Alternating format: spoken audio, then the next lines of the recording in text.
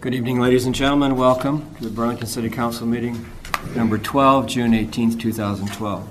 The Thomas J. Smith Council Chambers, would you please join me in the Pledge of Allegiance?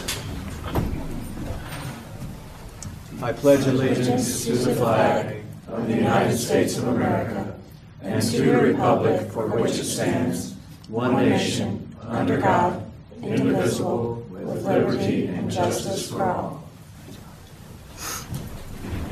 Thank you. Roll call, please. Davidson? Here. Fleming? Here. McCampbell? Here. Reed? Here. Anderson? Here. Thank you. First item on the agenda is the consent agenda. All matters listed under item 1 consent agenda having been discussed are considered to be routine by the City Council and will be acted by one motion. There will be no separate discussion of these items. If discussion is desired, then that item will be removed from the consent agenda and will be considered separately. On the consent agenda this evening, we have finances and miscellaneous, minutes of previous meetings, payroll, city claims, beer, liquor, wine, and cigarette licenses, reports, and bonds. There are 6 resolutions. Resolution approving demolition and nuisance abatements for various properties. Resolution approving agreement with the Burlington Area Convention and Visitors Bureau to market, promote Greater Burlington community as a premier destination to both leisure and business travelers. Resolution approving agreement with Chuck Britson Incorporated for engineering services to evaluate Cascade Bridge. Resolution authorizing contract agreement with the Iowa Economic Development Authority for downtown facade improvement grant, CDBG funds. A resolution approving agreement with Aramark Uniform Services to provide uniform rental and services. And a resolution approving change order number 1 to 2012 HMA resurfacing project. And we have a number of appointments. Some of them I see that are here. I'll ask Mayor Pro Tem Reed to go with those, please. Yes, thank you, Your Honor. We have, like you were saying, 3 appointments for the Library Board of Trustees. Linda Robinson, I don't think she's here. Economic Development Advisory, Owen Sloan, who here. Thank you, Owen. Thank you. Elizabeth Van Vlick. Thank you, Elizabeth. Sorry about that. And Parks Advisory, Mark Miller. Thank you, Mark. Thank you, Mark. Is there anyone from the audience who wishes to have any of these resolutions items removed from the consent agenda for further discussion? Seeing none, Council, do you have any that you'd like to have removed? Yes, sir. Actually, as side audience here, the Aramark Uniform Services, if that could be removed. Okay. Item number 5. Anything else, Council? No. Kathleen, you'll make sure I remember to do that one. Okay, Please. I'll entertain a motion then.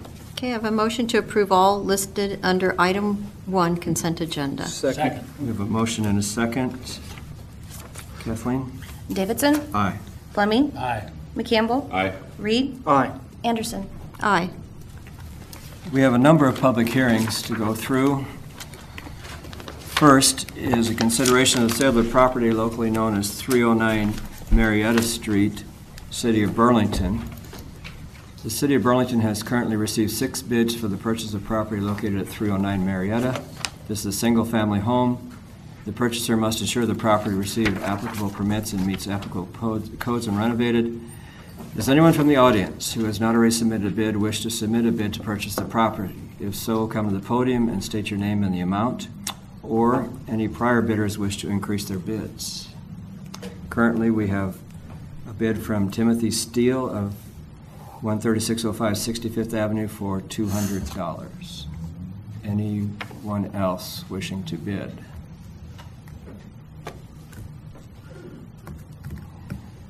Seeing none. Sounds like Timothy Steele just bought himself a house. Okay. You wish to increase your bid? No. You're satisfied with that? Yes, you have a question? If you would like a little background on it, I'm the code inspector that worked on this. Well, come up to the podium. And Okay.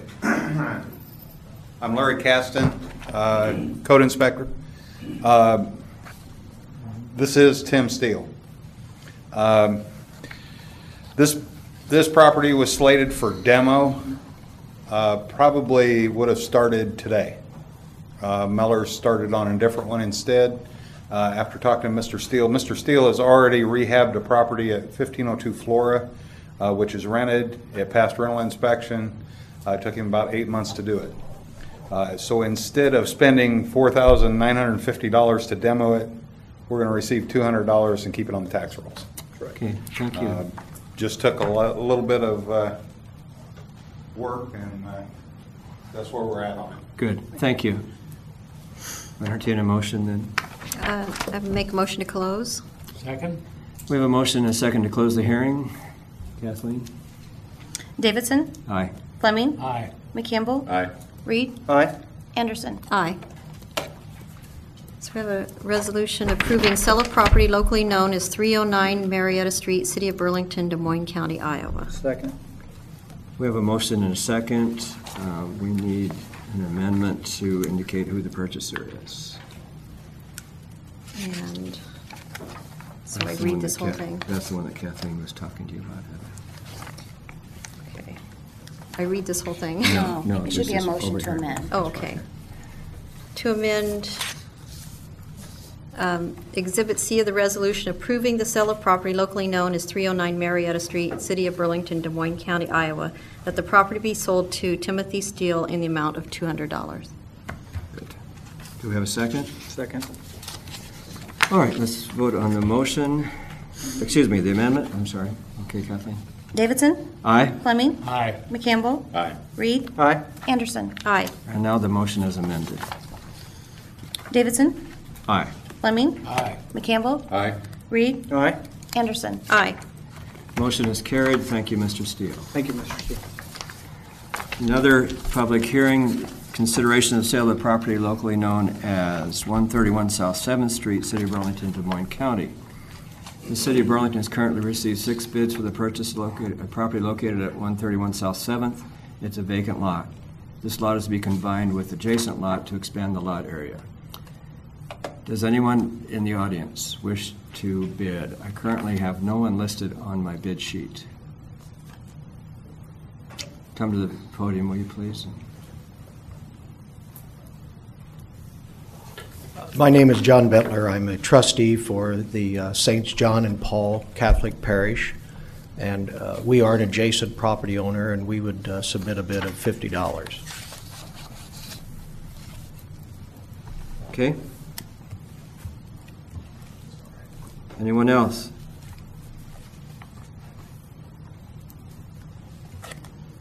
Anyone else? Seeing none. We have one bid, St. John and Paul's Catholic Parish, $50 for the vacant lot at 131 South 7th. Okay. Okay, I'd move to close.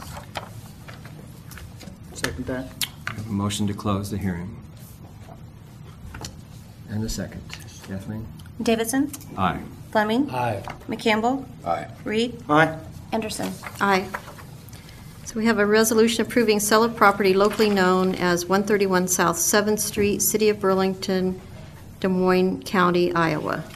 Second. We have a motion and second, but before we can vote on that, we need an amendment to indicate who it's being sold to. To amend, make that amendment, to amend Exhibit C of the resolution approving the sale of property locally known as 131 South 7th Street, City of Burlington, Des Moines County, Iowa, that the property be sold to St. John's Catholic Parish in the amount of $50. Second. We have a motion and a second. The amendment needs to be voted upon. Kathleen? Davidson, Aye. Fleming, Aye. McCampbell, Aye. Reed, Aye. Anderson. Aye. And now the motion is amended.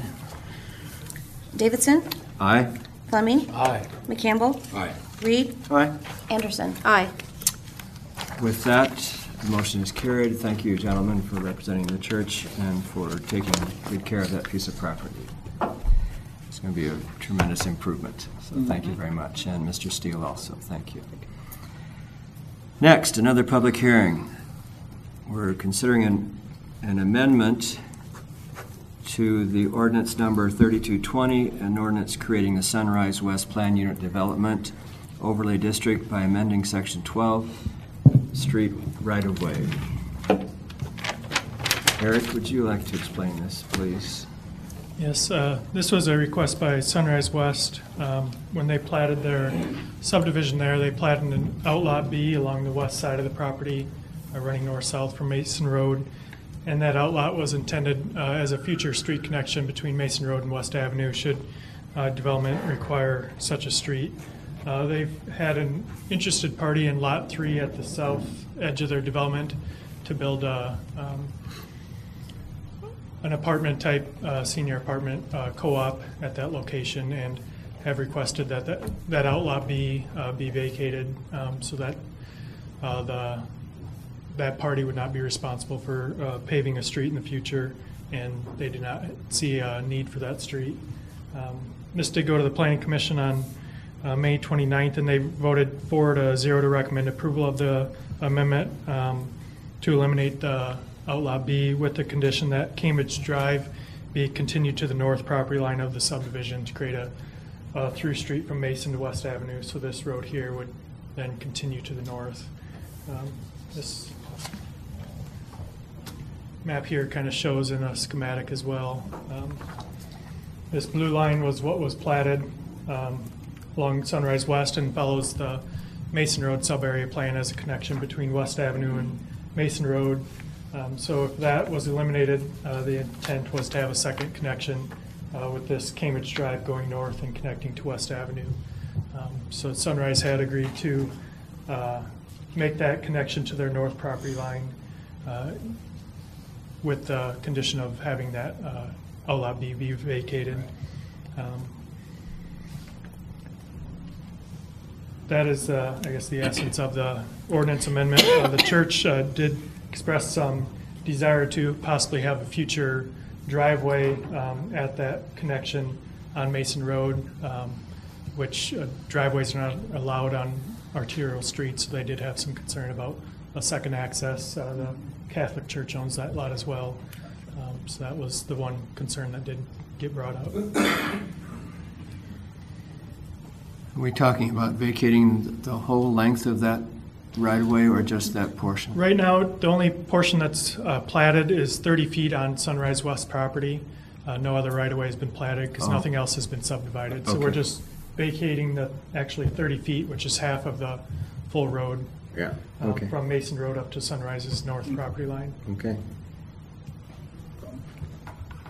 Council, you have any other questions for Eric? Anyone from the audience wishing to speak to this item? Yes, sir.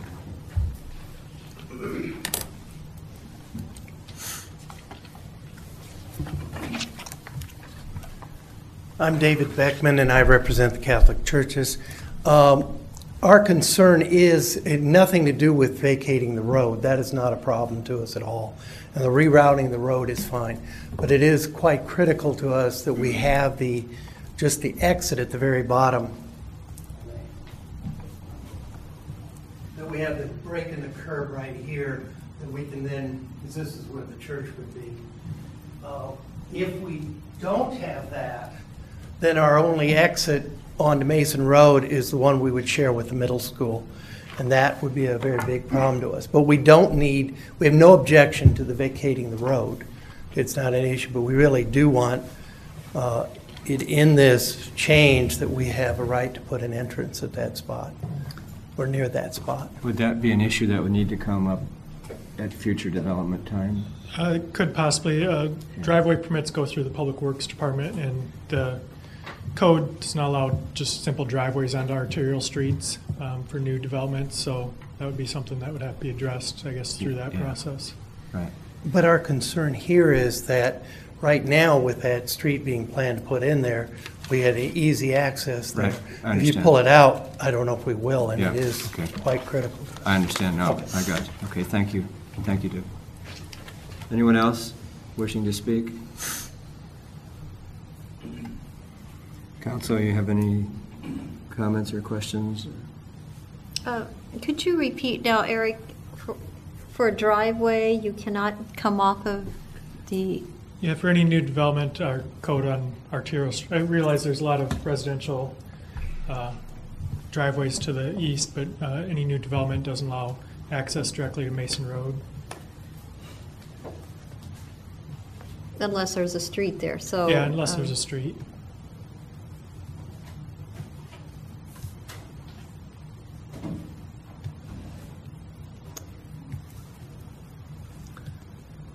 Okay. And the plan commission's approved this unanimously.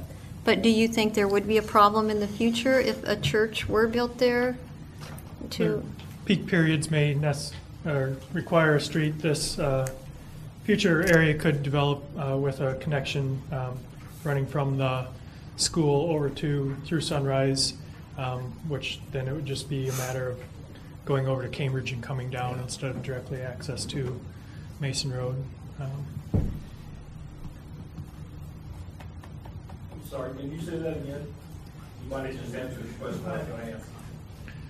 Future development could have a road go, I guess, from the school property over to Cambridge Drive, whether it's, I guess, meandering a little bit or a little more straight, depending on how that area is developed. So there would be access over to Cambridge as well, but it wouldn't be a straight line like this street is here.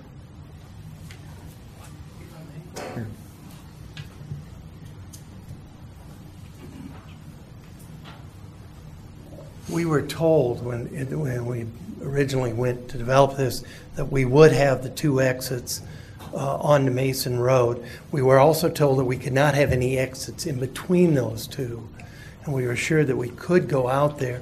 The other thing is this would be quite a large church, and it lets out, and I mean it isn't just Sunday morning, there's other times, and you know, in the evenings there might be activities going on in the middle school. We would need another exit, not to go through the neighborhoods to try to let, you know, like I say, this would be a very large church.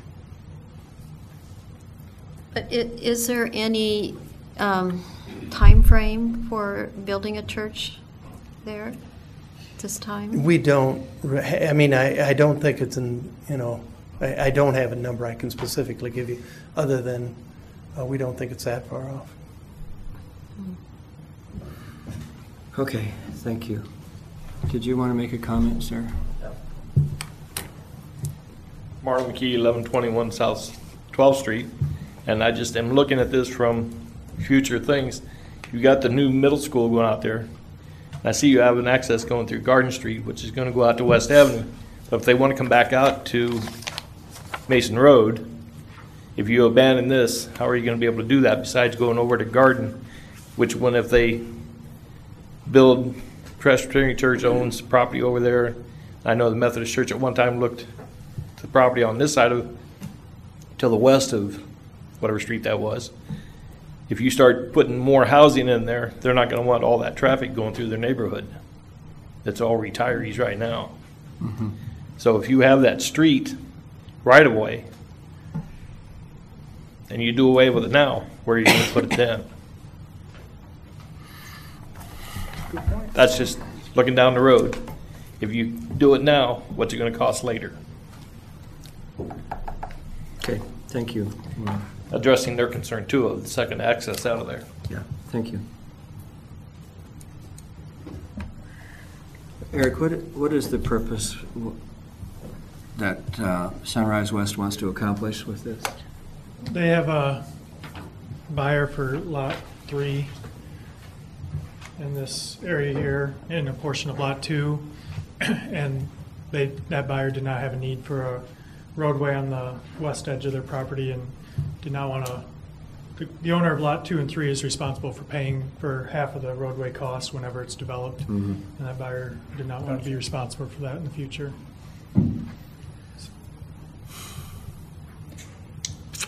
But for future, you know, growth, you almost need it. Well, it's, That gentleman right there.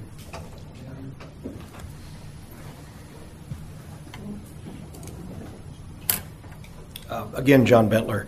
I guess I'm a little disturbed. There was a person from the planning department that met with at that last planning commission meeting, which we attended, and I don't recall that we were told that we could not have that exit.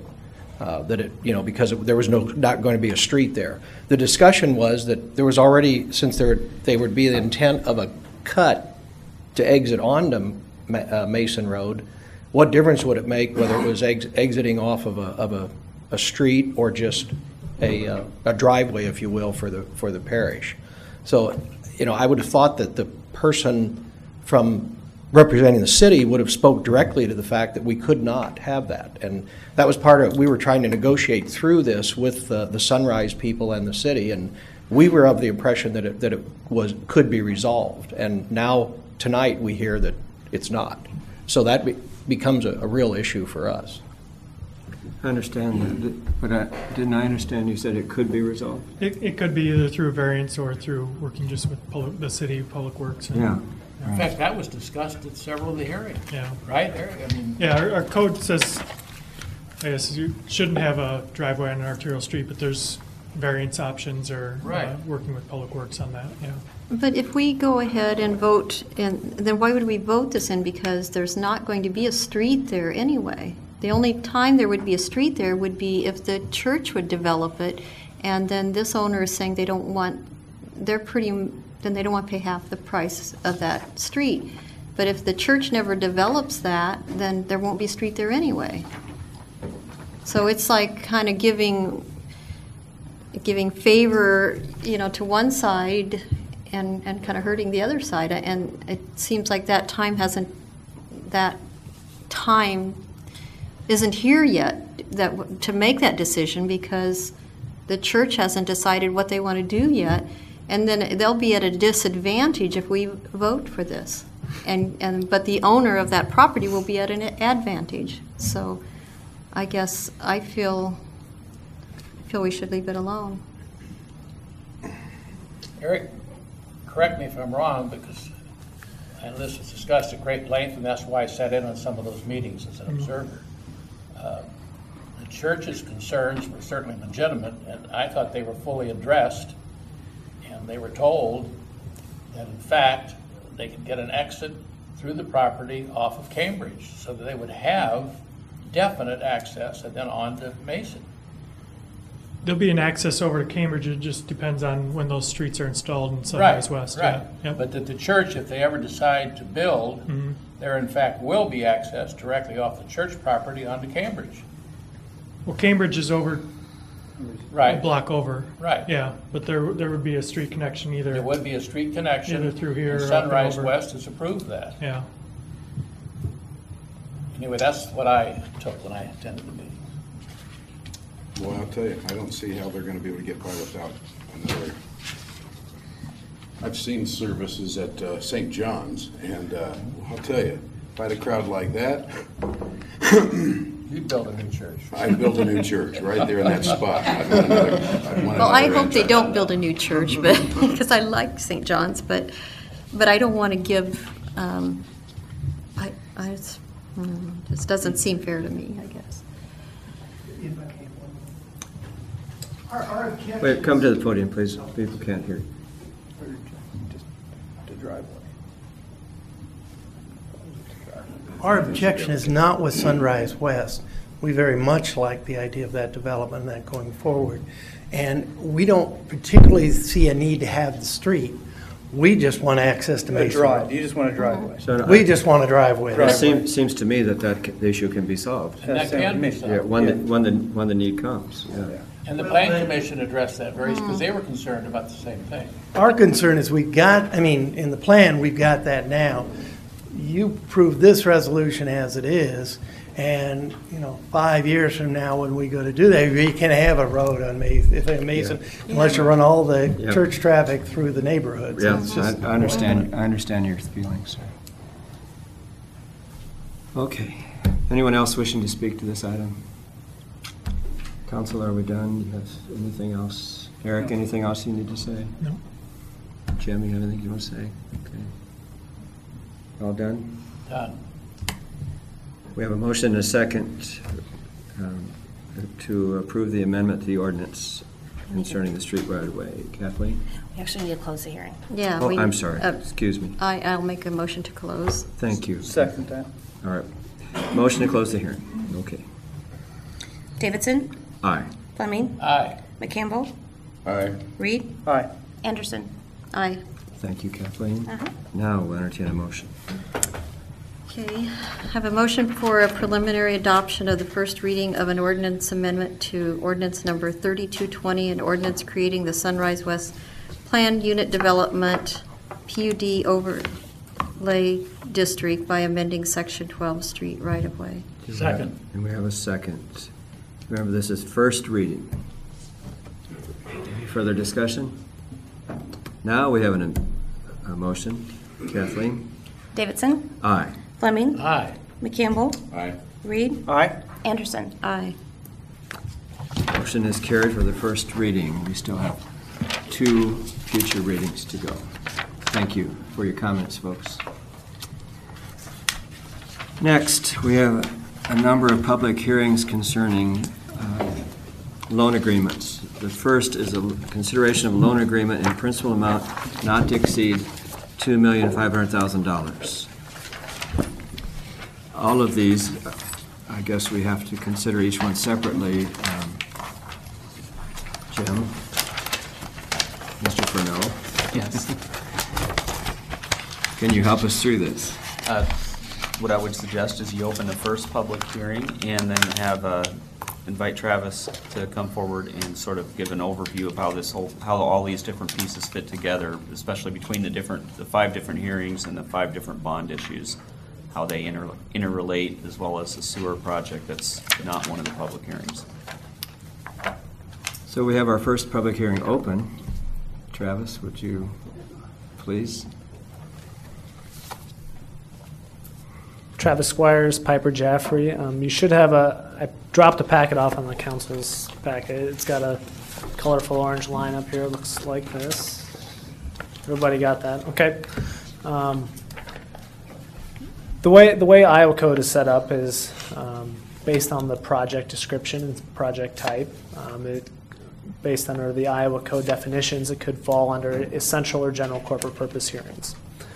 So why you have 5 separate hearings is, one, the bulk of the projects are classified under essential corporate purpose.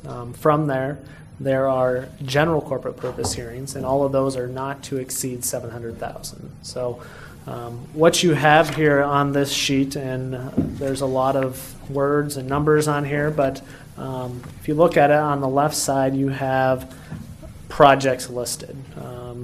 So you can see all the way down the side, clear off to the right in the green shading, you have then the hearings, whether they're essential or general, and whether they're hearing under essential or general 1, 2, 3, or 4, based on the 4 general corporate purpose hearings that you're having.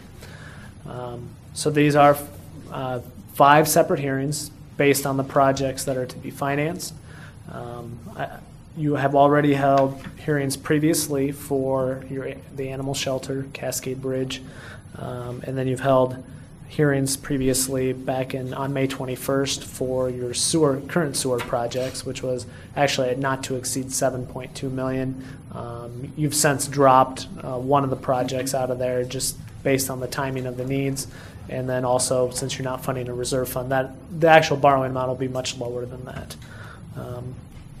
So I guess that's step 1. There's hearings involved based on Iowa code and the way the projects are designated. The second step then would be related to the financing, and the financing is more set up based on purpose. Are you paying these out of, are these general corporate purpose or general projects of the city that would either be financed with TIF or debt service, or are they sewer revenues, or are they, I guess, taxable or tax exempt?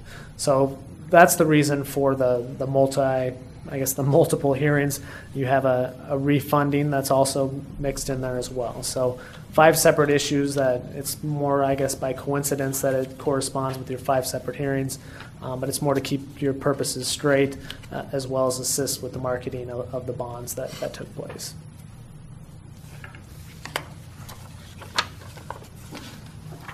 I hope that's clear as mud. So your step right now, you have opened the first hearing, which would be for essential corporate purpose. You can see the projects that are listed. We can go down project by project, but you have the information in front of you. If you have any questions about them, I'd be more than happy to answer them if I can. If not, Jim and Stephanie certainly can assist in answering those.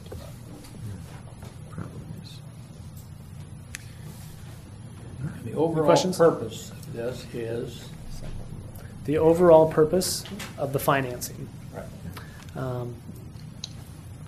Twofold, threefold, I guess you would say. One is, I guess, the refunding. That's the Series F, is to restructure your payments in your downtown TIF so that you can cash flow them.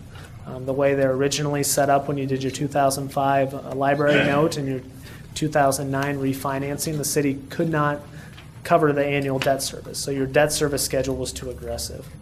So we've stretched it out to match when you actually have the resources available to make those payments.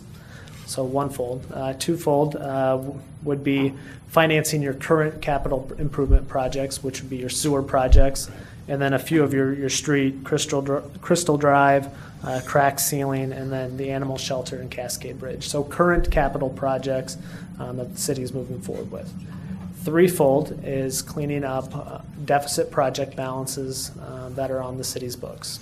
These are project for, I guess the best term would be project overruns that happen. These are not actual current projects, but these are projects that were completed and you are just now completing the financing. You're not taking on new debt. right, that was the key thing. Yes, this debt is actually buried into the city's capital project fund currently. So the debt is there on the books already. This is just assigning the long-term financing and allowing the council to think forward on how we're actually going to pay it instead of continuing to kick the can down the road, for lack of a better term. So That's the point I wanted to hear. Yeah, Thank you. thank you, Councilman Fleming. That's what we need to hear.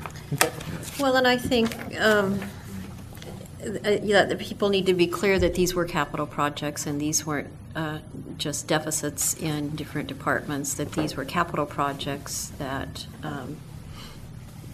weren't covered at that time, and that has created a long time deficit, right? yep, these are all capital projects, which is why you're holding hearings in the fact that they are general corporate purpose projects or essential general corporate purpose projects. So it's things that have happened or things that the community has benefited by spending the money on, but we didn't completely pay it off. Correct.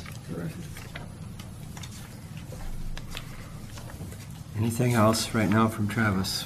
We're going to reserve the right to have you come back. That's perfectly fine. Multiple times. Thank you for this, by the way. This is really Is this list Instructive. going to be available for people to see somewhere that, Well, I've emailed it to Jim, so it is. so it It will is, be on it is. the site? So if somebody wants to, a citizen wants to look at You this? want to coordinate that, Stephanie? I don't know how to do that. Well, I think some people may question what we are paying They could off. contact me, I could get it to them. Okay. Let's do it that way. All right. I don't know if people heard that. Stephanie Stuker, Finance Director. If anyone wants a copy of that, they can email me or call me. Our email is on the internet and the phone number. And we can get a copy. I can mail it to them, or they can stop by City Hall. Okay, thank you, Stephanie. This probably wouldn't show up on our projector, would it, Eric?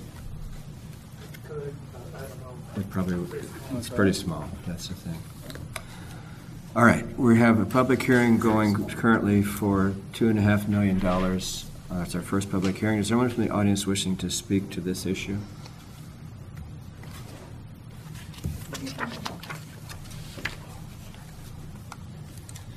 Leon Shahan, 1821 Mount Pleasant Street. I guess the first question is, what in the hell are we paying for there? We don't have that list. It's not up there. Don't have a clue. We can try it and see. I thought we had,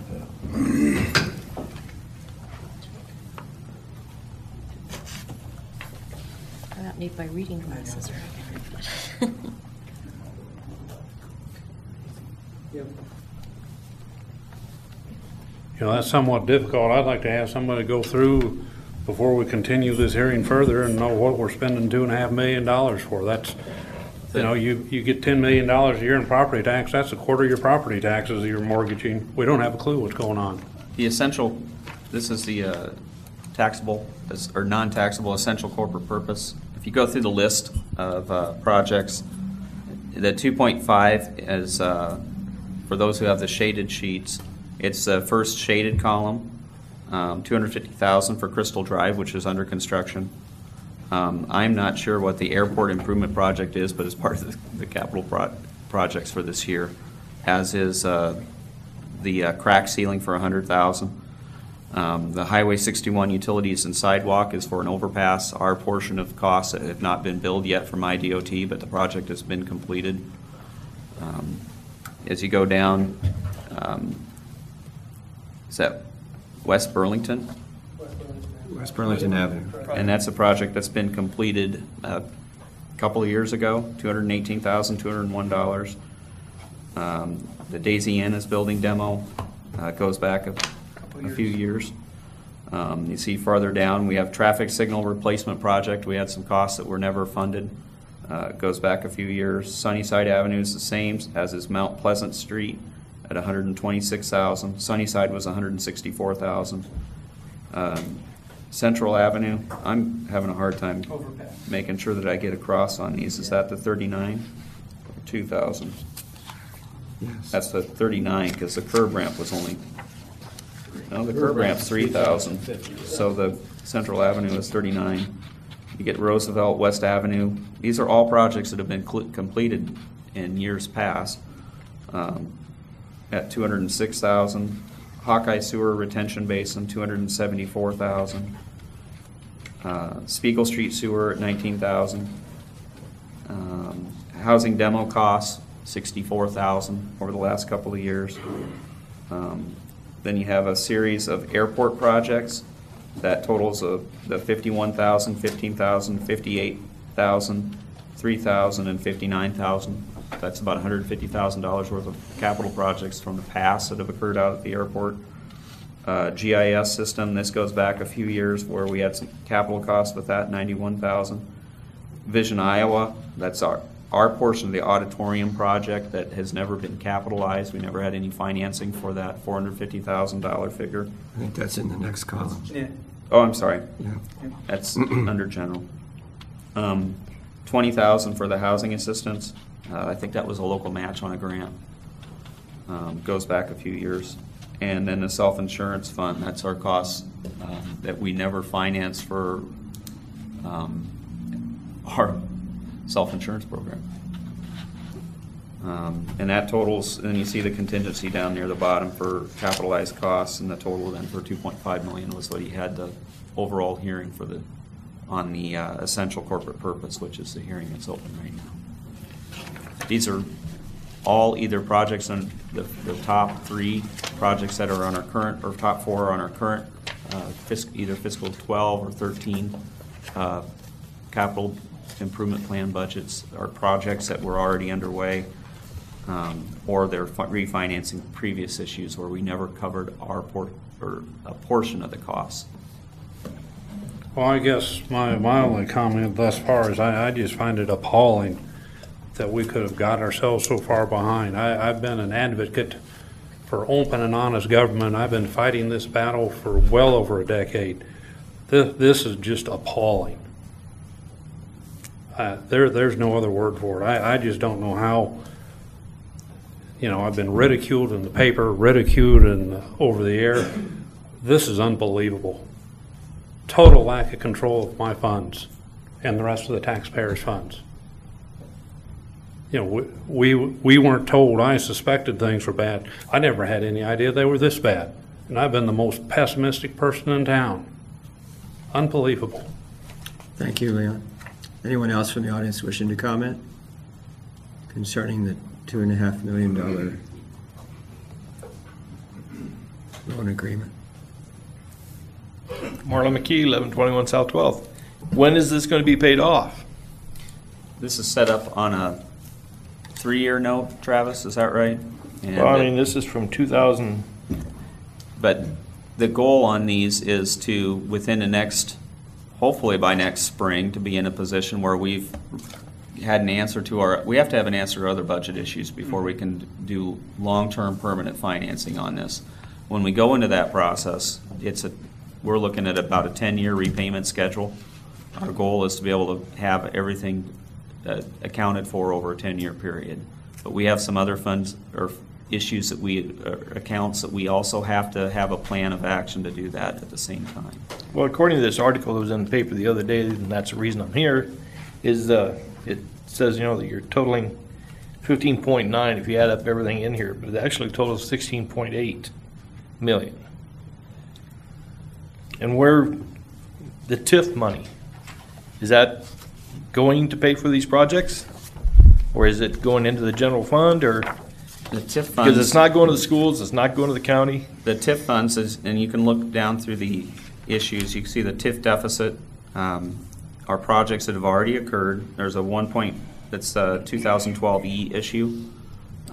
These are projects that occurred in the past, about $1.4 million worth. They were already paid for, and what was done on our books, there basically were, you see the expense as a deficit in the TIF account. We've never set up a structure to have cash brought in to be into the fund to then repay it. And that's my understanding of TIF is that since Becky did a building downtown, all her tax dollars are going toward the TIF instead of going toward the schools or everything else. Correct. So, and if you take this 2005, 2009, and your Flint Hills and your downtown, you actually come up with $2.25 million. That's all being refinanced on those two separate issues. So that's not going to affect my tax dollars? No, it's just refinancing other than my it school within, taxes are going up because... It's refinancing it within the TIF districts. How soon are TIF districts supposed to pay for themselves, I guess would be a good question. I think that our setup is a 30... I don't know what the repayment on ours, or how our districts were set up. A couple of those are into perpetuity. Right, yes, 20 year. But when we set up a debt instrument on a given project, it's set up typically, I mean, your goal is to try to have it repay in 10 years. I don't know if all of these have been set up that way in the past, but your objective is to have a TIF project pay off in 10 years. So if I do a project with TIF money, the schools aren't going to get any tax dollars out of it for 10 years, but my taxes, hopefully I'm being taxed good enough to pay for that. The schools in the county get the tax dollars that were in place before the improvements. Yes. They still get the base tax rate. They just don't get the taxes on the improvements that take place in the TIF district. And the goal is that you're paying for infrastructure using that exactly future growth. Well, how did we get going along with Leon? Since you've come in town, and not picking on you, but all of a sudden it's gloom and doom and Burlington is going to go to hell. But when Doug Warden was here, it was all roses and everything was fine. And we got 3 council members that were here that followed whatever he said. I could respond to that if you don't mind. First, I want to make a point that there's, I don't know where the $16 million came from, but that's not, adding up all the figures. I think that's a misconception. There's my numbers are correct, it's 10.795. Is that right, Travis? Something along those lines. Yeah, so I think what happened, maybe the newspaper added things together and then assumed it was all. But the hearings deal with $5.3 million, which is rolled into the resolutions that we deal with later. So I think they counted the 5.3 twice is what happened. But anyway, back to your point. Previously, the last two, at least the last two, no, I could be wrong, maybe more, our city manager, budget cycles I'm talking about, our city manager had been talking about the deficits in our fund balances and that we needed to start addressing those. But there was never a plan in place to actually do that. So when we have a new city manager come on, one of our projects that we tasked him with is Increase to our fund find us balance. a way to get our fund balances back into shape. So that's why we're dealing with this at this current time. And at the time, remember I said there's going to be some tough decisions that have to be made in order to get us to do that. So that's where we are. Well, Mr. McKee. it's also another thing is you, it's getting kind of off the side, but you're wanting to rescind your raises you gave to the non-union employees. Does that include his raise? That will come up at the later item on discussion. Okay. Yeah. And I want to just real quick answer with Jim too. Is a lot of times, we make decisions on the information that is presented in front of us. Yeah. And at times, you think you have all the correct information. And I think we have all the correct information right now. Well- and so that's why I give big kudos to Mr. Furneaux for coming on, not even being 3 months on in Burlington, and he's dove in head first. And But when found Doug Warden major financial when problems. Doug Warden retired, to the man, how great a job he did. He'd been in charge of that department for 40 years. So we're given different information now. Is the big key. Thank you. Anyone else wishing to address this issue, the $2.5 million? Hi, John Williams, 2228 Madison. You'll have to forgive me because I've been on second shift for the railroad for the past 38 years, so this is my first time to the city council. Well, welcome. We're glad you're here. So, my question is, the other 4 bond issues, I read them, I understand them, we have to pay that off, 2 through 5. The first one, I have a question, if you scroll that down a little bit where you can see the top.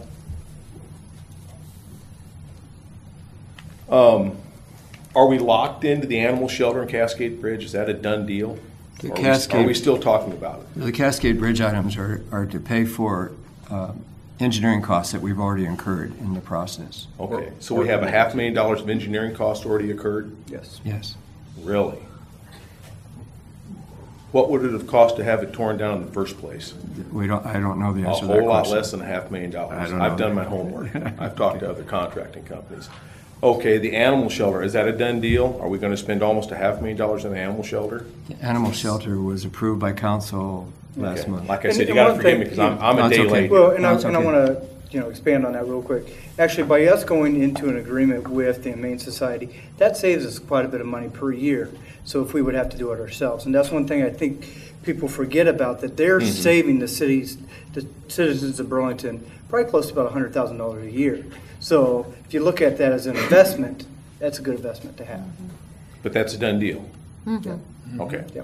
And the Cascade Bridge is a done deal? Well, no. engineering- The engineering Engineering costs. fees, okay. We're waiting on, What also included is this Skunk fees. agreement we just went to with Chuck Okay, Brinson. so in other words, the $1 million between the animal shelter and Cascade Bridge, that's locked in. We've got to spend that, we've got no choice. Yeah, it's 800, almost 800. 900,000. Okay. Yeah, yeah. Yeah. Yes, we're locked in. Yes. Okay, I'm done. Thank you. Okay, thanks, Yep, John. thank you. I hope you get to come back more. Anyone else from the audience? All right. That's first public hearing. Any comments, council? Do we have a motion to I have close? a motion to close, Your Honor. Second. We have a motion and a second to close the public hearing on a loan agreement for $2.5 million, not to exceed $2.5 million. Kathleen? Davidson? Aye. Fleming? Aye. McCampbell? Aye. Reed? Aye. Anderson? Aye. Now, we have a number of, 4 of them, actually, loan agreements for $700. This is considered $700,000. This is a consideration of loan agreement number 1 for principal amount not to exceed $700,000. And this would be a continuation of what Travis has been telling us from this page up here. If you can see, clear over in the right-hand column where it says General Number 1, those are the items that are included in this particular issue. General Number 1, which would be the Hotel Burlington project, the refinancing of the 2005 loan, some money still owed on the aquatic facility, and the dresser Rand bill. Is that correct, Jim? Yeah, it's, Dresser Rand is engineering, legal, and utilities primarily. Okay. Property Comments? taxes. Comments from the audience? Council? Gotta clean it up. Okay. Motion? I have a motion to close, Your Honor. Second? Motion is second to close the public hearing, loan agreement number 1. Kathleen? Davidson? Aye. Fleming? Aye. McCampbell? Aye. Reed? Aye. Anderson? Aye. Next, the consideration of loan agreement number 2 and a principal amount not to exceed $700,000. And again, if we look at the sheet, General 2, I guess I should be letting you do this, Mr. Furneaux, shouldn't I? Except you're tracking across better than I can. Yeah, the General 2 has the Recplex, $260,000, $12,000 on public library, $406,000 on the call of the 2005 loan. Guess that's it. Okay, thank you. Any comments from the audience? What is it, Mr. Shahan? What? Yeah, Shahan, 1821 Mount Pleasant Street. Where are you reading that? Are you? This is from the far right-hand column. And then you have to track across the page to find. It's a little hard to see it on there, Leon, because it's so, well, it's fine print. Okay, well, under which loan? Are we talking 2012 F now? And we're looking at way in the right-hand side where it says hearing, and we're looking at General 2. Okay. These cross between on the 2000 the series, whether it's C, D, E, F, or G, do not match up with public hearings. Okay. So the one is a 2012 F. That's a call of the 2005 loan, which is at library. Refinancing of that TIF debt to restructure it to fit within the ability of the downtown district to cover it. But the others are under, the Burlington Recplex is under 2012 E. And how much is that number? $260,000. And then there's $12,000 of costs on the, from, that haven't been capitalized on the library. Yeah, once again, all I can say is I sure hope you don't do what's been going on for the last decade and a half, at least from my standpoint. The whole creation, in particular the Recplex, a substantial amount of money, and I can't put my hands on the exact number, but it's almost $3 million was borrowed on that in the first place. When the reporting was done for the Recplex performance, that debt was mixed in with the rest of the city's debt and not shown with the associated with the losses accumulating with the Recplex. And I was just raked over the coals when I told you you were losing almost $500,000 a year on that Recplex at the start. You know, I think what's going on here, somebody owes me an apology for what I've been through. Thank you. But Jim, I guess I would like you to, again, explain that that is for capital. Yeah, it was not for accumulated. Stephanie, maybe you can do this better than I can, but these are all capitalized items you went through to figure out what was never financed on capital. In other words, what you're asking, Becky, is this is Well, not, I think this is that- not operating expense losses. Right, these are not operating. Those are in a separate fund. These were specifically in our capital projects funds. But we do have operating costs we have to deal with yet, but what we're dealing with now are capitalized. Yes, yes. These were capital overruns when the Recplex was built. Okay, great. Anyone else wishing to comment? This is loan agreement number 2. Motion to close, Your Honor. Second. We have a motion to close the hearing on loan agreement number 2 and a second. Kathleen? Davidson? Aye. Fleming? Aye. McCampbell? Aye. Reed? Aye. Anderson? Aye. This is consideration of loan agreement number 3 and the principal amount not to exceed $700,000. And once again, if we look at the the extreme right hand and follow along under General 3, we'll be able to see the items that fall under this category. You want me to do this? Go ahead. There's some $103,000 left from the Public Works Building construction. There's Mercy Building renovation, is a negligible amount of $782. There's a $4,000 from the Iowa Finance Authority from the matching grant from the Hedge Building. There's a comprehensive plan update from back when for $83,000.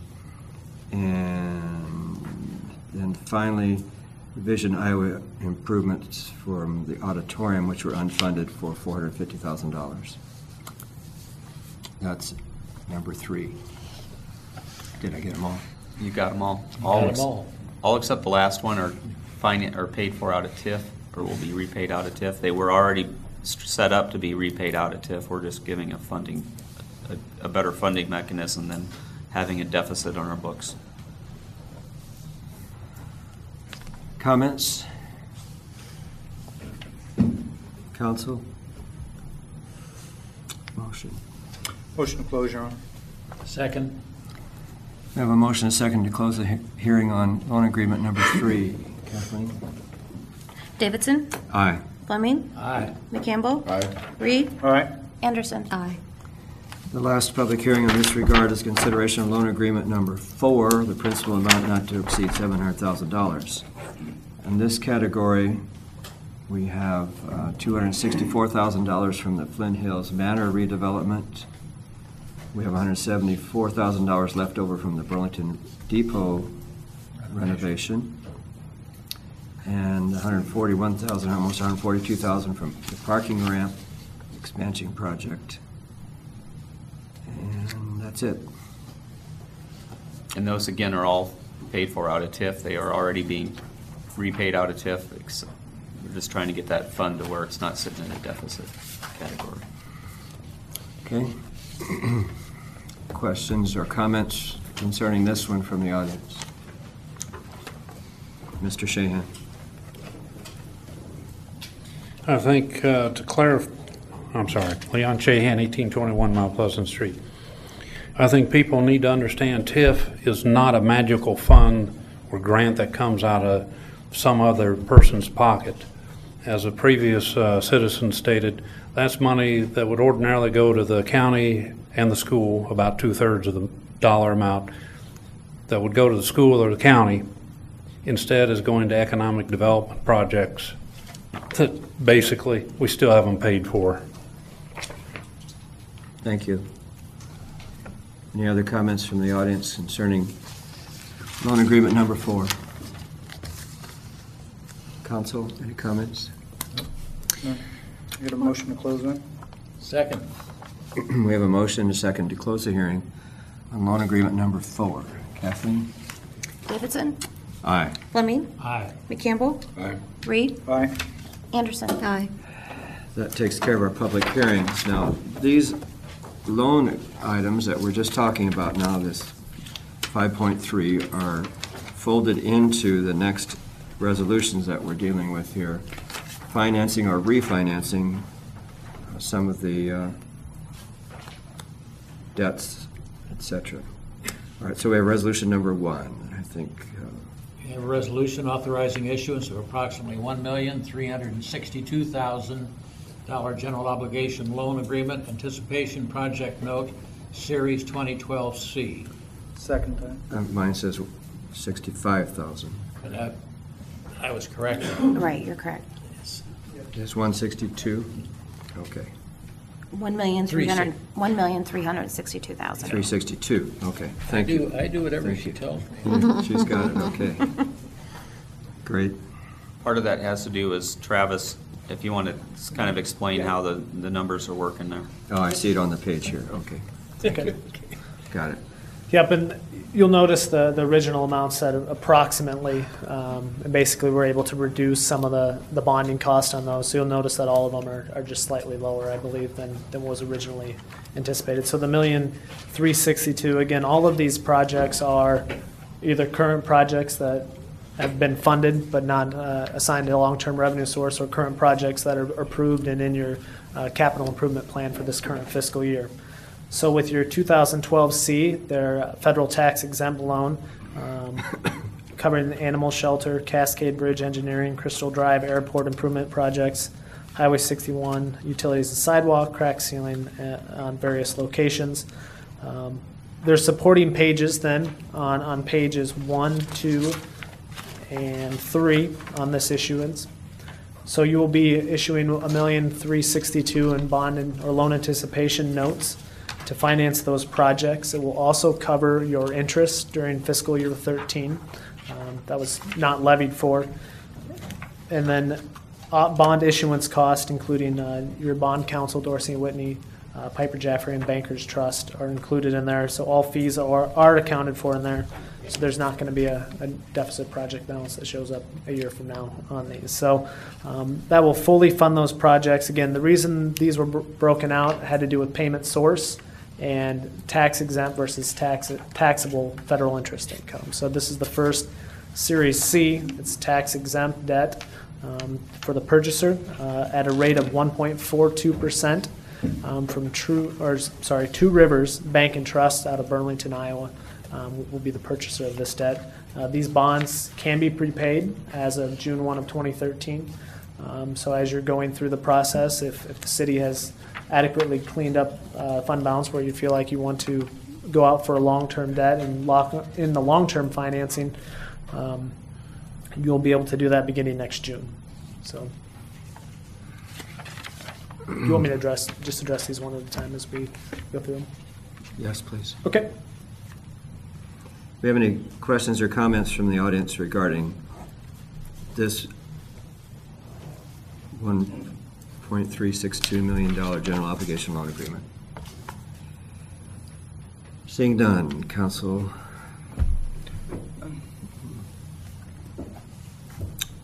We have a motion and a second. We're ready. Davidson? Aye. Fleming? Aye. McCampbell? Aye. Reed? Aye. Anderson? Aye. Next.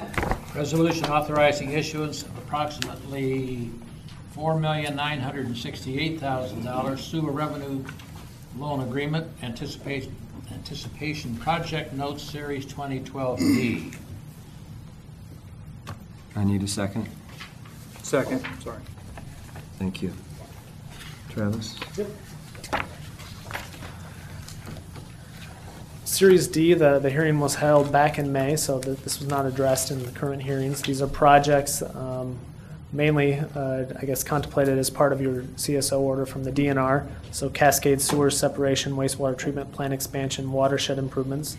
There was originally a wastewater sludge building improvement that was in there that was taken out due to the uncertainty on timing and the thought that there's no point putting in short-term financing for projects that aren't going to be immediately completed. So this is to cover your current projects that will be underway shortly or already underway.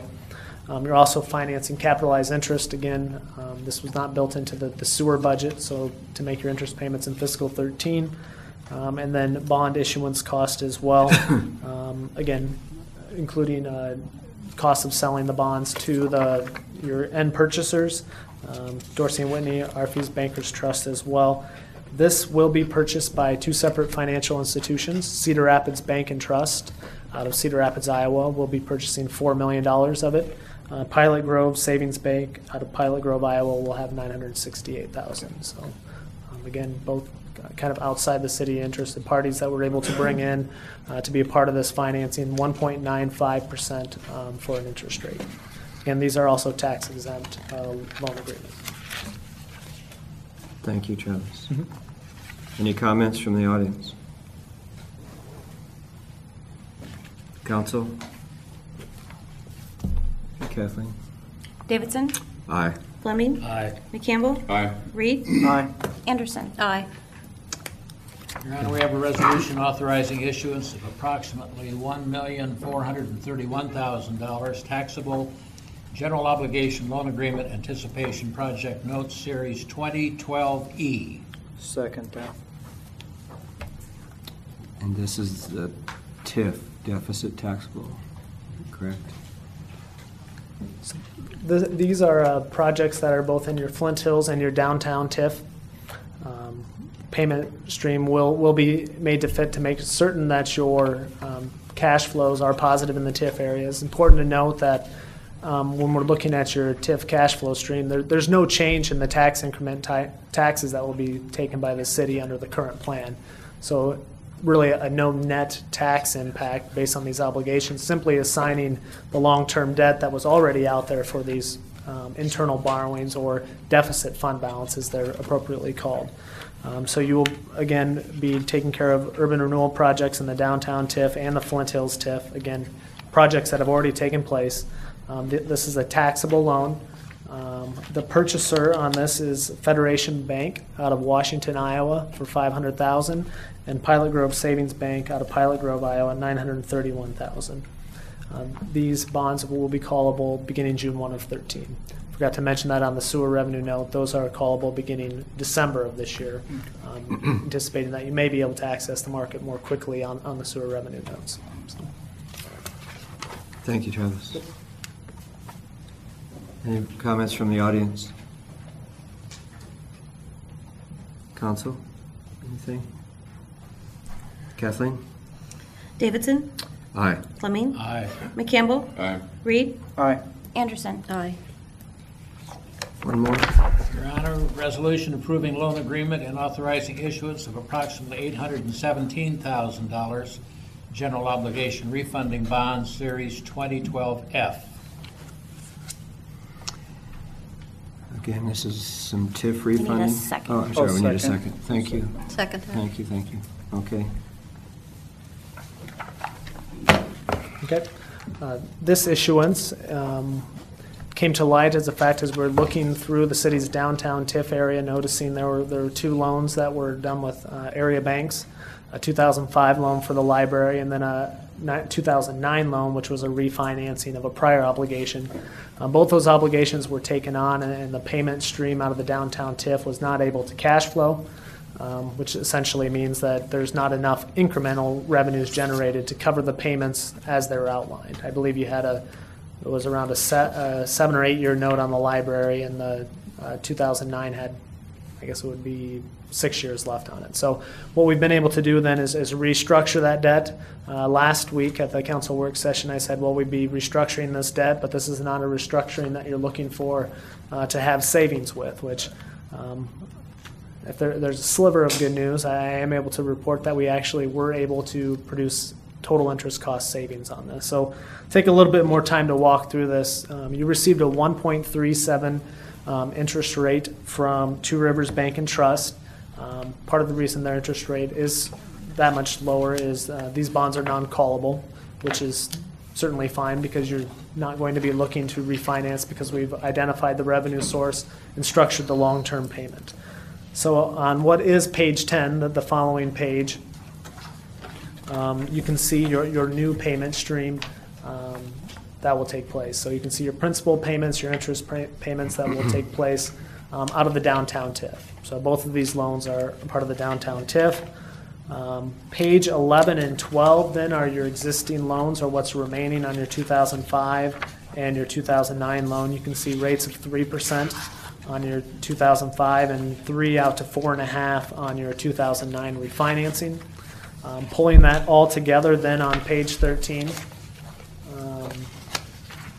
you can see prior debt service versus your new bond debt service. Annual savings at the very bottom, positive savings of $2,537. So I might have set the stage a little bit too much when I talked about positive savings, but we're originally anticipating anywhere between a $50,000 to $90,000 net loss from restructuring. Overall, that actually produces, if you're talking today's dollars, what's the value in that? Since you're paying it off, your savings is actually realized early. You actually have $34,000 of positive present value savings, value in today's dollar, which would actually be a recommended refinancing level for present value savings. So overall, very pleased to report that this went very well. Very nice interest rates, support of your local bank on this issue. Okay. Thank you, Travis. Comments from the audience on this particular one?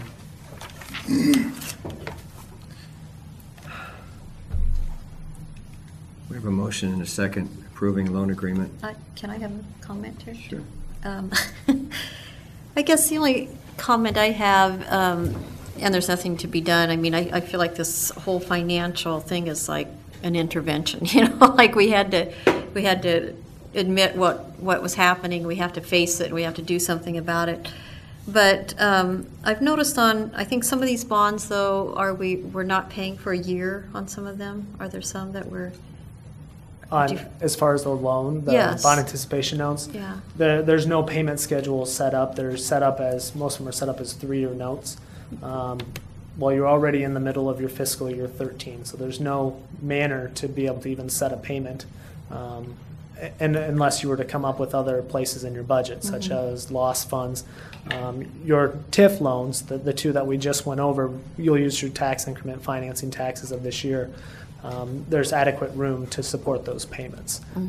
The other ones, you can certainly address it. The plan is all of these are callable, so beginning in fiscal year 14, you can set up a payment schedule that the council agrees that is feasible, that you can make as part of your long-term budgeting plan. Okay, So, well, that's good to know. yep, we're certainly not delaying principle. You're setting it up to Yeah. give yourself the flexibility to address it as part of the comprehensive plan. Well, and I know when I had looked at some old bonds, there were bond issues there that the payments were deferred for a year because I think we couldn't make any payments. And I hate to see that, but like I said, this kind of feels like an intervention. You have to say, this is our problem, we have to deal with it, and this is how we're going to...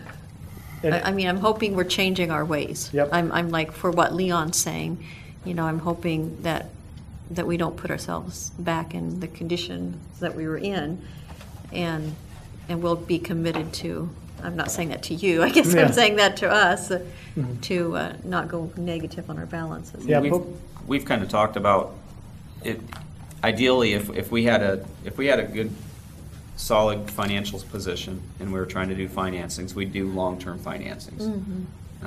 Some of the concerns we had is to do this at this point, given the scope of what Moody's might do in a re-rate on us and what it would do to our financing costs.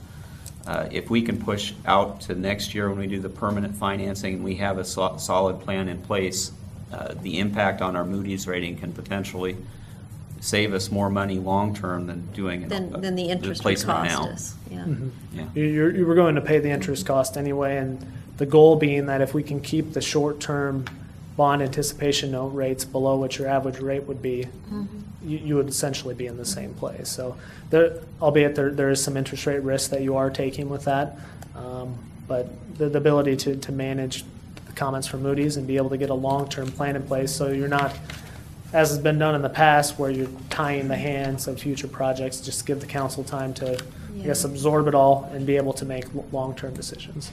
Travis, real quick, you just want to say what Moody's is, that way. Yeah. We're saying the term Moody's. Moody's, it's become people may not know. Moody's is a bond rating agency that evaluates the creditworthiness of public entities around the state of Iowa and around the nation, and they do global ratings as well. So all we're talking about is there's been some comments with Moody's in the past that have been addressed, and the city is taking those comments to heart.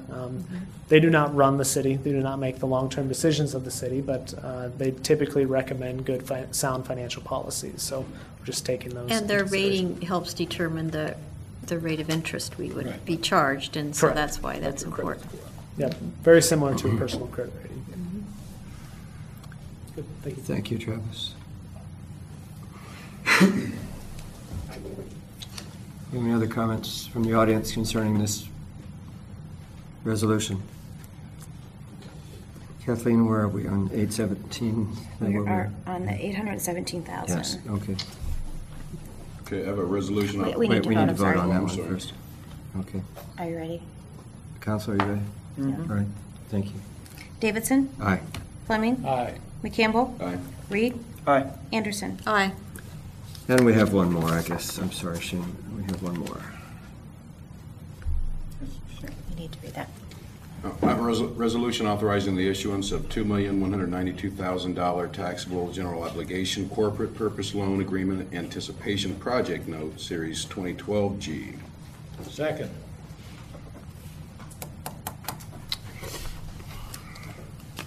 Travis, you're the man of the hour. The final issue is what we dub Series G. This is covering, if you remember from the first page, these are all old capital projects, not out of the TIF area. So these will be ones that will have to be considered as to what the end payment source will be. Therefore, appropriate to, again, look at a bond anticipation note to allow the council to fully understand the impact of all decisions on long-term financing with this. $2,192,000, your purchaser will be Farmers and Merchants Bank and Trust out of Burlington at a 2.5% interest rate. These bonds will be callable again beginning in December. For all intents and purposes, it will most likely make sense to look at doing this as few long-term financing as possible to, I guess, observe some economies of scale in terms of cost of issuance. Again, the payment source will be decided at a later date. You will have interest due during this fiscal year that the council will have to make a decision for how it will be paid for. We were able to capitalize interest on the current projects and fund interest out of TIF on Series E and F. On Series G, these funds will have to come from other city funds or can come from your fiscal year 2014 debt service levy, or be refinanced as part of a long-term issue. So this will still have to be addressed. There's no manner in which to capitalize interest on this or pay it from TIF. If you have other city resources to pay for, then certainly can be addressed as part of the planning process. Interest is not due until June of 2013 on this issue. So. Thank you, Travis. Any comments from the audience? Council. Kathleen? Davidson? Aye. Fleming? Aye. McCampbell? Aye. Reed? Aye. Anderson? Aye. Before we move on, I want to thank Travis and Stephanie and Jim for their hours of work put in to calculate and figure out what we're doing here to get us headed in the right direction. And I, along with the rest of the council, find this a tough place to be in. But we've got to recognize and acknowledge that we're here, and we've got to deal with it. So that's where we're headed, and that's our intent. All right, ready for the next resolution, Mr. McCampbell? We have a resolution approving agreement with Piper Jaffray and Company to serve as underwriter or placement agent for general obligation or sewer revenue bonds or notes. Second that. Comments? Do we have anything, Mr. Furneaux, to say about this? Well, this is really a funding mechanism for covering the cost of the work that they've done with the placement of this. It's fairly comparable to what you've done in the past. I think your cost structure may be a little bit different because of it's involved a little bit more time-intense efforts in terms of putting together this package. Right. And then I'll just address that. Currently, our prior agreement had 0.25% of the bonds for kind of the management of the structure, and then the cost of selling, which on prior issues was not capped for the city based on whatever the purchaser would offer to you.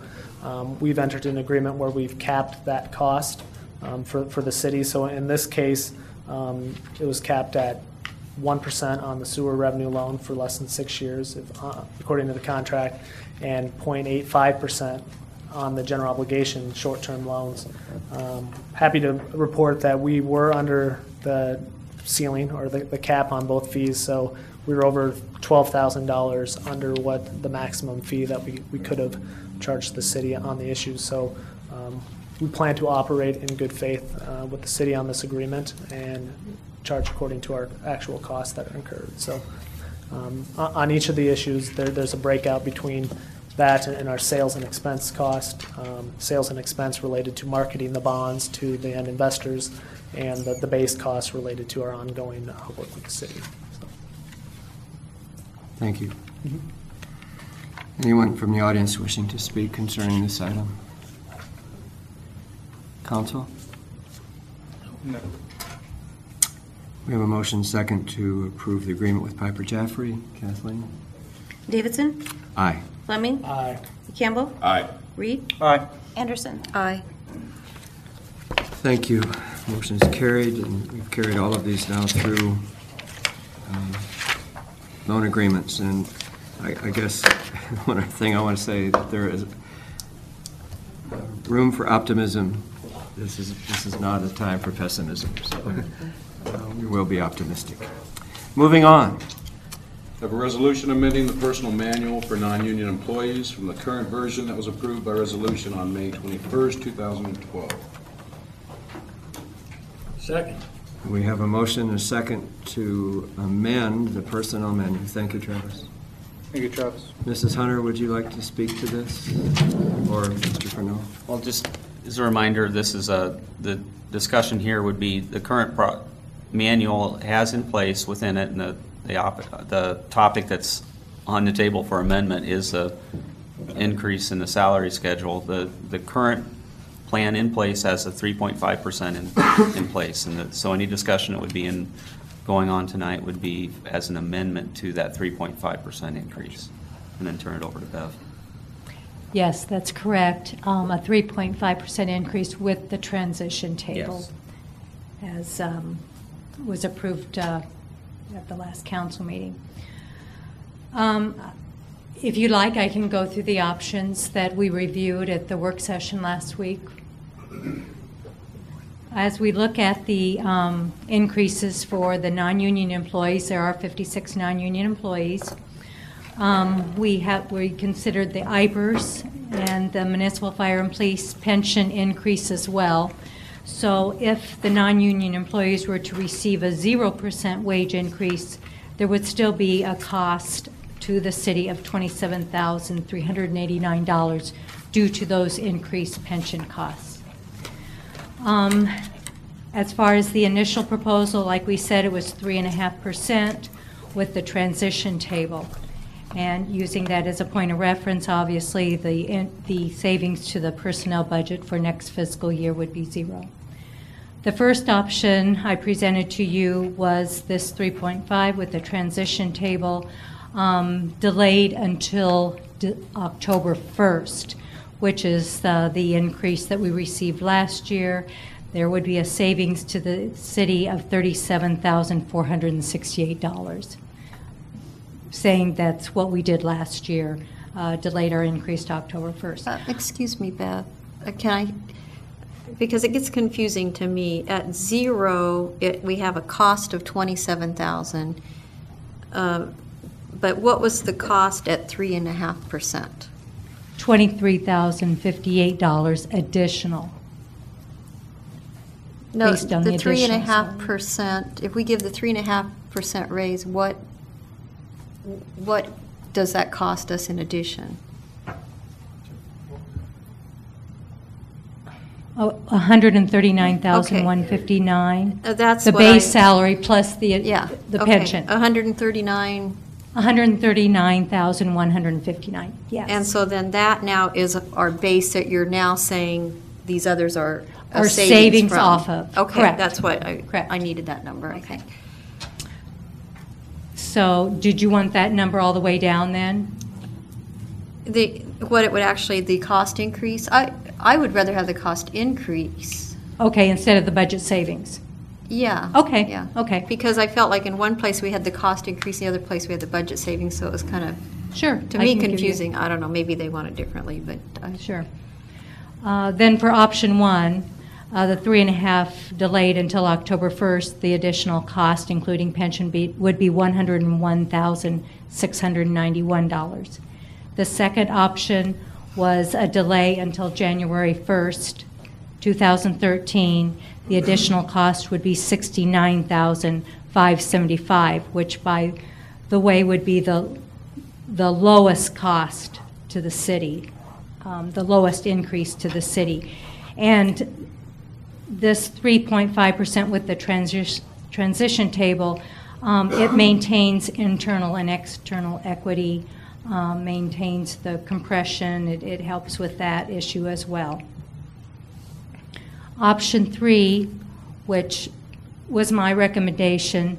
I think it would give you the financial savings you need, would be the 2% with the lower transition table, which it lowers the transition table percentages from 3.5% up to 5% down to 2% to 3.5%.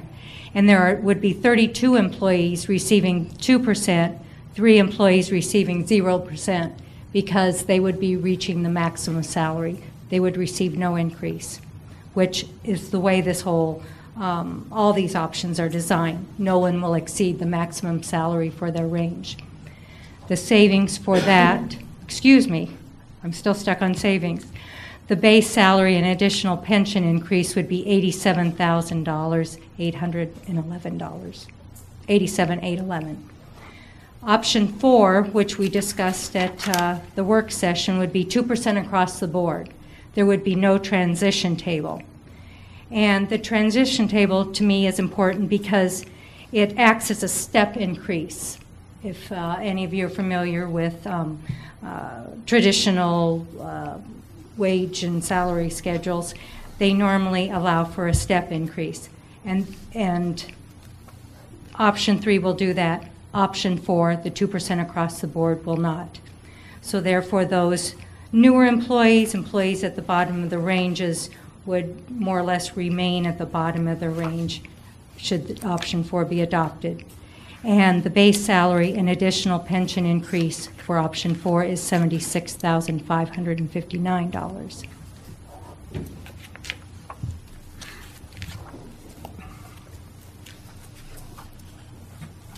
Both of those options, though, the employees would, the last 2 options that are 2% would not be deferred, so they would receive their raises immediately. That is correct.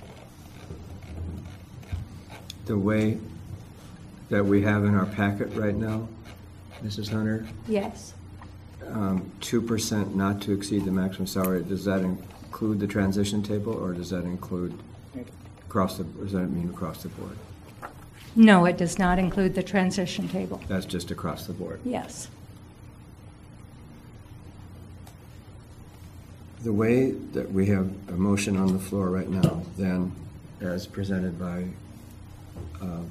Mr. McCampbell, is to have a 2% across the board amendment to the current non-union employee manual. Am I correct in that? Yeah, what you have on the table in your packet is just the 2% across the board. Okay. No Thank you. transition table. All right, are we clear with that, Councilor? Has he made that amendment? That was included in the motion. Oh, okay, all right. Do we have questions or comment from the audience?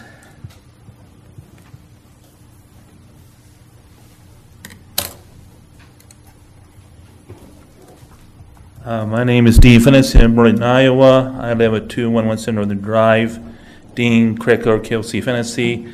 I got one question. There's a problem with pensions and healthcare costs for cities.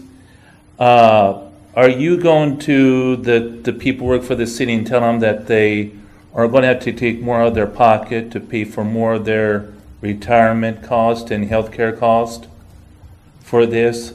Do they pay any money out of their pocket for this? Because a lot of cities are going through this, and either they're having to cut services or raise taxes to pay for it. I just want to know, I'm just curious about this thing. I was going to wait to after you had an open forum about this, but it's just a major concern, because I work at Walmart. In 90 days I get my health care call. I get health care retirement. They're going to take money out of my paycheck to pay for it, which is right. I just wondered, are you going to the people who work for the city and tell them, you just have to take more money out of your pocket to pay for these things, because we'll pay half and you pay half. We have no choice. It's happening all over this country. And money's tight, very tight. I was going to bring this up after you got all this done, because I got 3 other things. But I think we should think about this. This is appropriate time. Sorry about this. No, that's okay. It's appropriate if you bring this up. The retirement package is mandated by state law. You understand that? Yeah, I know, you go by the state. The IPERS and the Because the state police- mandated the cities Right. to put more money into it. The police and fire, we have no control over those items. We have to do it because the state tells us we have to do it. So. Well, I just thought I'd bring this up in the No, future that's because fine. we have to deal with this. And we do have an agreement with all our employees concerning healthcare costs, and maybe you could explain that too, if you would. I will. We have a cafeteria-style plan, health insurance. And that means we can choose from different plan levels, different deductible levels, different out-of-pocket amounts. We do have 48 employees paying towards their health insurance. However, those with higher deductibles do not necessarily pay towards their premium. However, having said that, our employees have all agreed, whether they're bargaining unit employees or non-union employees, that if our health insurance premium increases more than 5%, that we are required to sit down and come up with plan design changes and/or employee contributions to bring it back down to 5%. Well, I think that's a good idea. I think you're being smart, and I think that you're looking toward the future, and I congratulate you on that, because this has to be dealt with. He talked about kicking the can. I mean, that's what we're doing in this country, all over this country, and at least the employees here are saying, and you're saying we're willing to work together. I wish Warden was willing to work together too about other things, but Grant, thank you for doing this. Thank you. That's it. Thank you, Ms. Fennessy. And I appreciate hearing that, because we do work with our union employees, and we do come up with the plan design changes to create these low percentage increases in our health insurance. That's really something important to keep in mind as we move forward. Any other comments concerning the non-union personnel manual, the amendment? Greg Robinson, Code Inspector 1, City of Burlington. I just wondered if you was able to read my letter. Yes. Yes, sir. Okay, thank you. I would like to say at the very least, please consider the 2% with the transition table. If you would, please. Thank you. Thank you. Anyone else?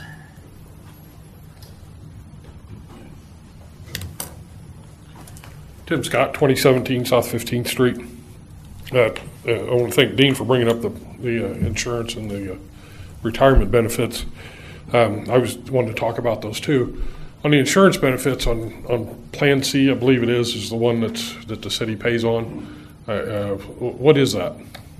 What's the deductibles and what's the cost to the employee on Plan C?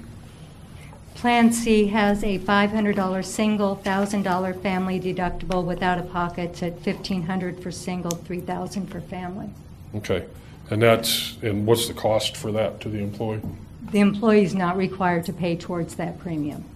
And that's for single and family coverage, correct? Correct. Correct. The city pays for family coverage. And if an employee opts not to take insurance at all, what happens with those funds that are budgeted for that employee? All employees are required to have a medical plan. They're required to purchase a medical plan, and that can be the WRAP plan. The WRAP plan for family is $418. And that is to lessen our exposure of family coverages. And I know for a fact, because I saw the claim myself, this past fiscal year, we had an employee whose dependent incurred a $250,000 hospital claim, and it was paid by his wife's insurance. I can almost guarantee it that when it came to re-enrollment time, that claim would have been reviewed, and that claim would have had an effect on our premiums. Okay.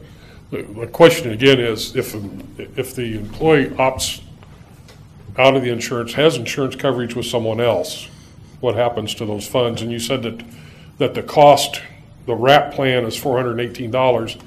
there's a difference of about $800 there, I think, or $600. What About happens to that $600. funds? About $600.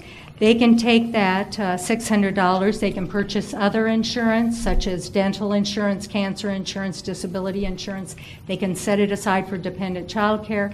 They can put it in a deferred comp plan for retirement. And there are other options as well. Okay. We're paying around 27% for police and fire retirement. Mhm. That's our match, and around, what, 7% for IPERS? 7.02? 8.67 next fiscal year. 8.67 next year. It's increasing, yeah. Increasing. You know, in the private sector, in the retirement, and the best I could find of the local people I talked to was that the company will match up to 6% in a 401k. They don't have the luxury of having a profit sharing or a property tax sharing that cities have. And I know we're mandated by the state, but I think we need to stand up loud and clear and say, that's not sustainable. That's not sustainable. We're going to have 4 employees, probably in the next couple of years, that's going to be making over $100,000 a year, that's going to be able to retire, probably 4, I think, that's going to retire at 82%. And we're going to pay them $82,000 the rest of their lives. And these are young men and women that I don't know how it's going to be sustainable for the state. And it's not fair to those employees, because the only thing they have to depend on is that fund.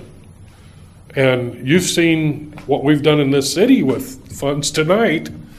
Imagine the state and what's going to happen to those funds. And don't say it won't happen, because it has. We've had, there was a crisis in the state, and the reason we have a statewide fund is because one city was bankrupt, another city was flush with money, and they put all those monies together 20-some years ago to create this monster that they've created. Right. You know, if I could predict the future, my prediction would be that half of the city employees are no longer going to be here. We're not going to be able to afford them. We're going to have to go to the private sector to run things like our wastewater treatment facility and our trash and our libraries and our water service and that sort of thing, because we're not going to be able to, we can't sustain it. We've got to look inside this manual, and we've got to look inside our contracts, and we've got to look and say, we can't pay 100% of insurance anymore. We can't pay for family coverage. We can't give our employees that don't need the insurance the money for the insurance. And we've got to look harder at what we do for our employees. God bless them. They're all great. I've worked with all of them. They're great people.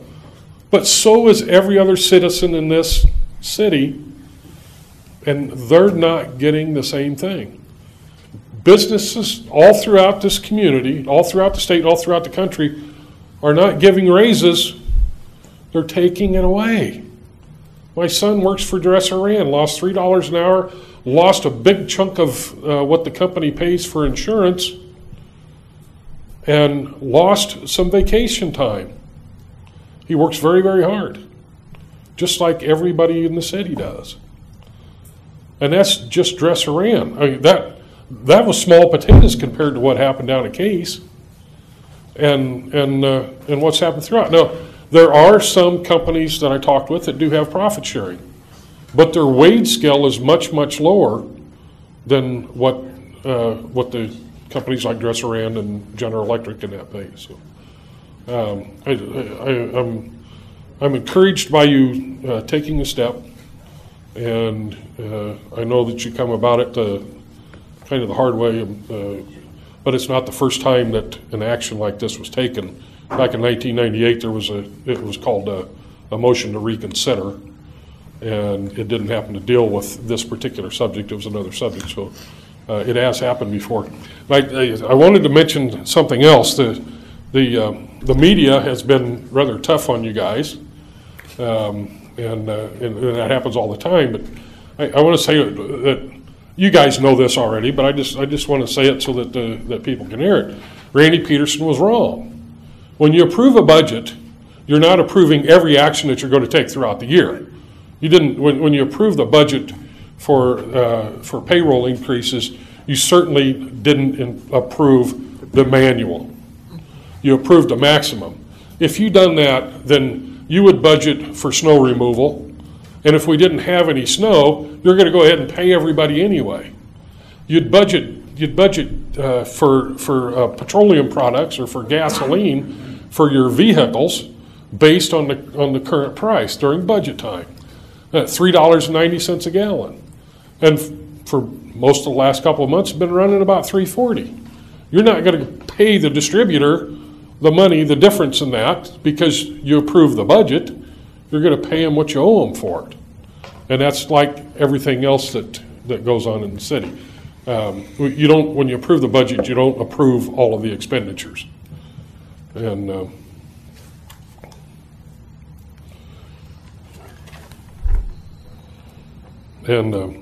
I could go on about Randy Miller, and I can go on about the op-ed that said pretty much the same thing.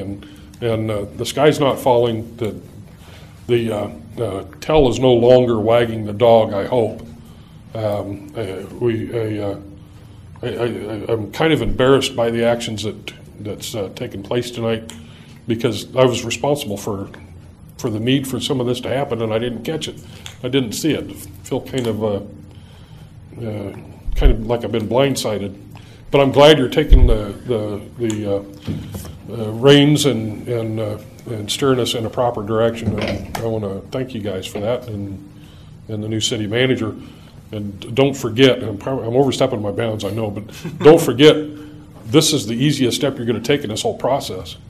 You've got a lot of tough decisions to make about what projects are going to happen next and what employees are still going to be working here in the next year. So, thank you, Tim. Thank you, Tim. Any other comments from the audience?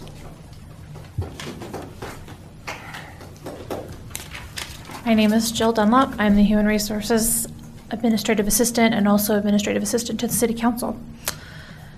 City Council, on May 21st, you approved our non-union manual, which includes a 3.5% wage increase. On March 5th, you approved the 2012-2013 budget, which includes the same 3.5% increase for non-union employees. As part of that budget, you also approved reorganization of personnel, which includes staff cuts to higher paid department positions. Cutting these positions does not mean those workloads disappear. It means they are absorbed by the rest of us. A good example of this is Eric Tisland, who in the last year has gone from city planner to development director with the departure of Eric Larson, and then to development and parks director with the retirement of Phil Collier. Related increases in responsibilities were given to Amber Verkylen, Casey Chadwick, Brad Selby, and Ryan Gorley, all non-union employees. Another example is Stephanie Stuker. She was hired a year ago as accounting supervisor, was promoted to finance director and oversight of the IT department with the retirement of Doug Warden and Nancy Patterson. Stephanie is also slated to assume personnel director managerial duties in January with the retirement of Bev Hunter. Increased responsibilities have been given to Debbie Smith and myself. Debbie is an AFSCME employee who will be receiving her 3.5% increase July 1st, while Stephanie and I are non-union. What message does it send to the non-union employees if you deny them an increase equal to what the unions will be receiving, when the city is already realizing cost savings by the elimination of high-dollar, non-union positions and redistribution of their duties to existing staff? Mr. Reed asked if we had made any sacrifices to benefit the city. While assuming more responsibility is not a sacrifice, it does show our commitment to helping the city get back on track financially. Mr. McCampbell asked where our loyalty is. With an average of more than 16 years tenure amongst full-time non-union employees, we have already proven ourselves. We realize the city is in a financial crisis and are more than willing to continue taking on more responsibilities to streamline our services. But we would appreciate it if council would recognize our flexibility and efforts by keeping your commitment to us with the 3.5% increase that you have twice approved. It could go a long ways towards promoting morale and positive attitudes, which translates to good customer service to the citizens of Burlington. Thank you for your consideration. Thank you, Joe. Any other comments from the audience? Stephanie Stuker, Finance Director.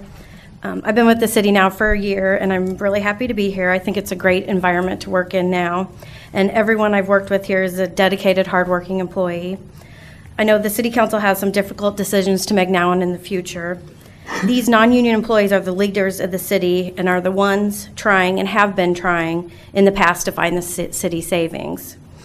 They will be supporting you in implementing those difficult decisions you will be making now and in the future. I know every dollar saved counts, but these employees also need to be fairly compensated for their duties they are performing. We need to work together to move forward to make the city of Burlington the best place it can be. Thank you. Thank you, Stephanie. Any other comments from the audience?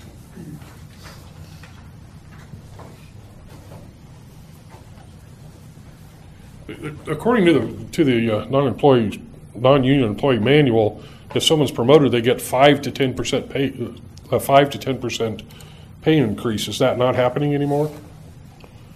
That's happening, yes. Okay, thank you. Any other comments from the audience?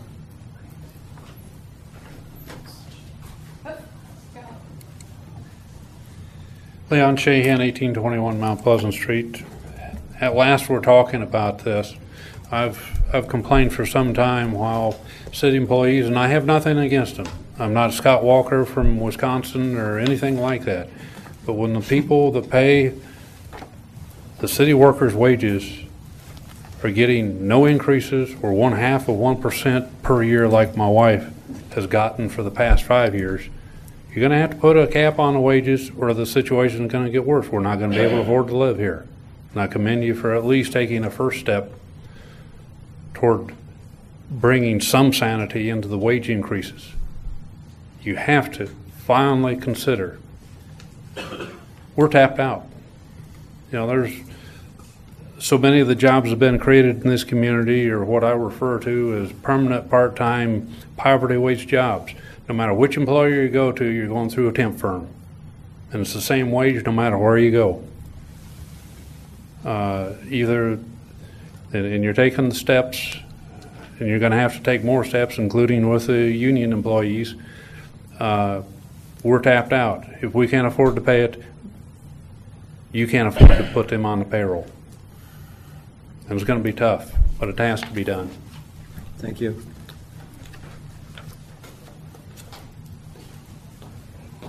Just in response to what Tim Scott said about the increases for our promotions, assuming more responsibility does not necessarily mean you're getting a promotion, and therefore there's not necessarily a wage increase associated with that. So I just want to make that clear.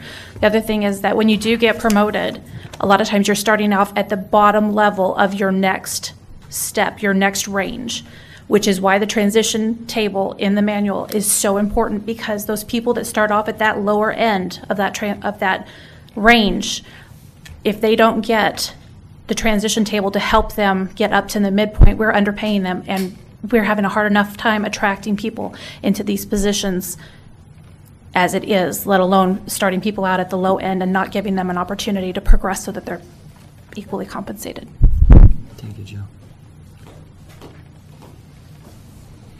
Go back and forth. Yeah. There we are. If you go from the bottom of the scale to the bottom of the scale in a grade level change, in my calculations, you're looking at minimum of 8%. If you're at mid-range, you're at 11 to 15%. And if you're at the top of the range, you're 11 to 18%. So if you go up a grade level in a job, even if you're at the bottom of the pay scale, you're still at it. You're still getting a substantial increase for the responsibility that you're taking on. Thank you. Thanks. Thank you. Okay. Are we at a place? Any other comments? Yes, sir. You were almost there. And I'm going to give you just a little different perspective on that. After 35 years of contracting, I took a job. You should state your name again. I'm sorry. Larry Caston, 2711 Amelia, also code inspector for the city. After 35 years of contracting, I took a job with the city as a code inspector. I did start at the bottom of the scale. I've only been with the city 4 months. In that 4 months, have I picked up a lot of stuff? Sure. Have I learned a lot? Yes. Am I where I should be at a salary range? No. And just to give you an example of that, for the last 2 weeks, I have been the only building inspector for code in the city of Burlington.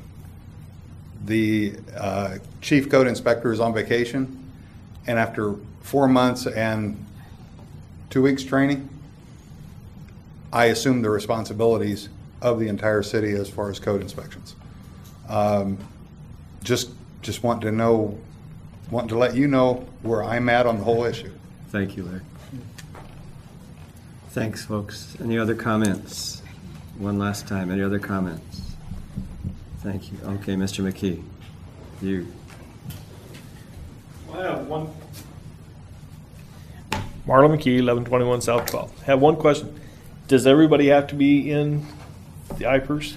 Yes, it's required by state law. And they all have to make contributions to it? Yes, we do. Okay. Because Lance, where I used to work, just started a program since they got bought out by Snyder of if you did not make a contribution, they're going to start pulling money out of your wages to come up to where they're taking 4% of your wages and putting into, and then they will match it. But they're going to be taking it out, and they're not giving people raises to do it. So if you're going to give people increases in their benefits and not pulling money out of their pockets for it, or if you are going to do it, then they need the raises too. Well, the way IPERS just letting you know what happens out in industry. The way IPERS works, it works that way. Employees are required to contribute an amount, and it's automatically, you don't have any choice. I mean, it's taken, just like Social Security, Right. Same issue. Thank you. Anything else from the audience?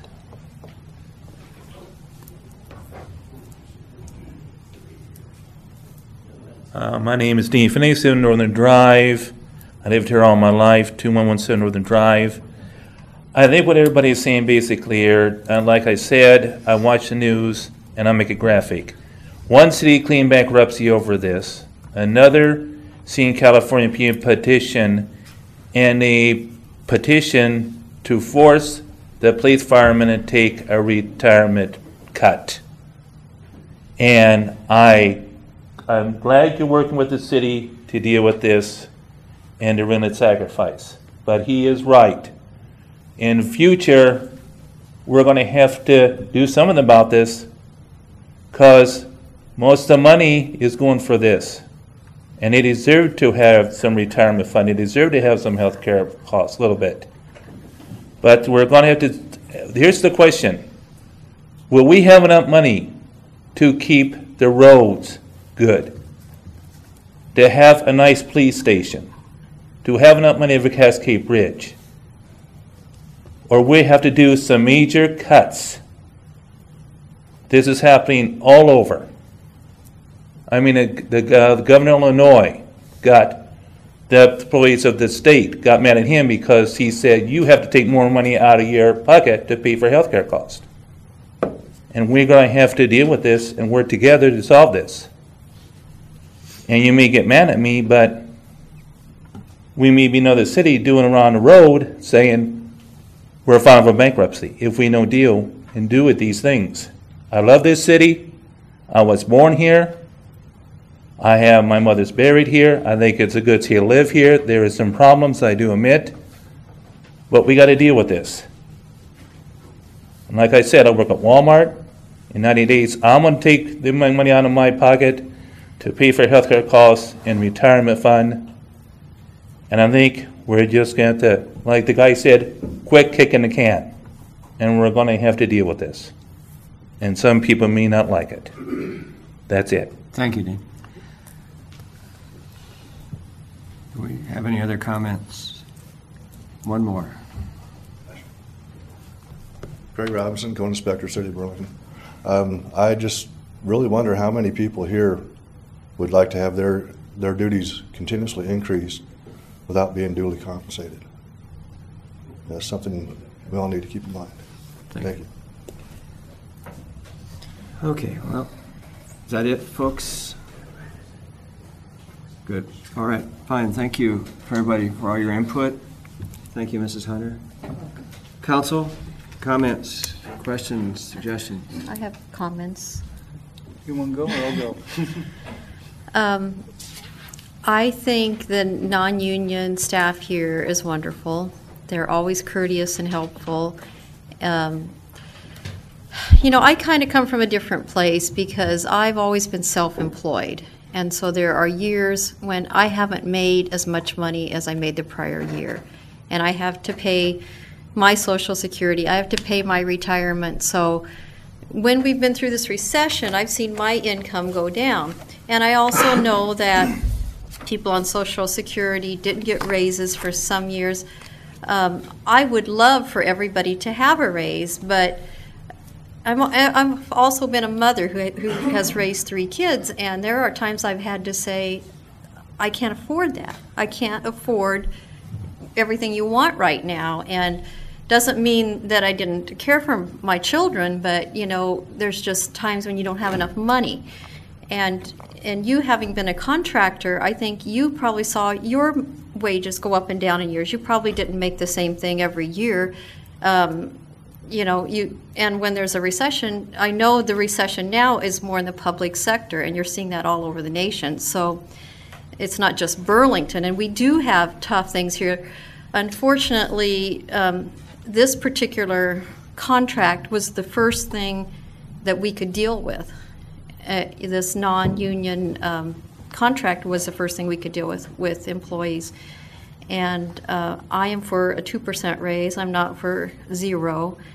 And I feel if we had delayed the 3.5% to January 1st, you would get nothing until then. I'm for a 2% that starts now, and that's a savings to the city, but it still gives employees compensation or an increased compensation. And I just want to say I appreciate all the non-union employees, and I wish I could do more, but I feel like I represent first the citizens of this city, and so my allegiance has to be stronger there, I think, and to represent them and know that if we continue to raise expenses, that's going to cost all the citizens, and so I feel the 2% is fair and something we can do. Thank you. Going back and looking at this, you know, when we set the budget earlier in the year, you know, the budget, like Mr. Scott said, is the maximum amount we're going to spend. It's not saying at that time, this is what we're given for raises, this is what we're going to do. It's the maximum amount. When this first came up to vote in May 21st, I voted no against it because we had more information at that particular time than we did when we had our budget hearing. We have more information where we have major deficits at, and I'm concerned about that. So I voted no against it originally. And on the side of 3.5 is quite a bit. I'm not saying the employees do not deserve it. I've never said that our employees don't work hard. And my thing is when I asked the question on, you know, what other sacrifices are they doing, that was added towards the benefit aspect of things. For the past 3 years, if you go back, I've questioned the benefits. I've questioned how much, you know, they're paying into it.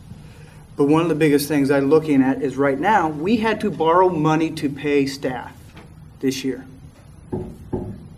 We had to borrow money. And so we've got ahead of ourselves.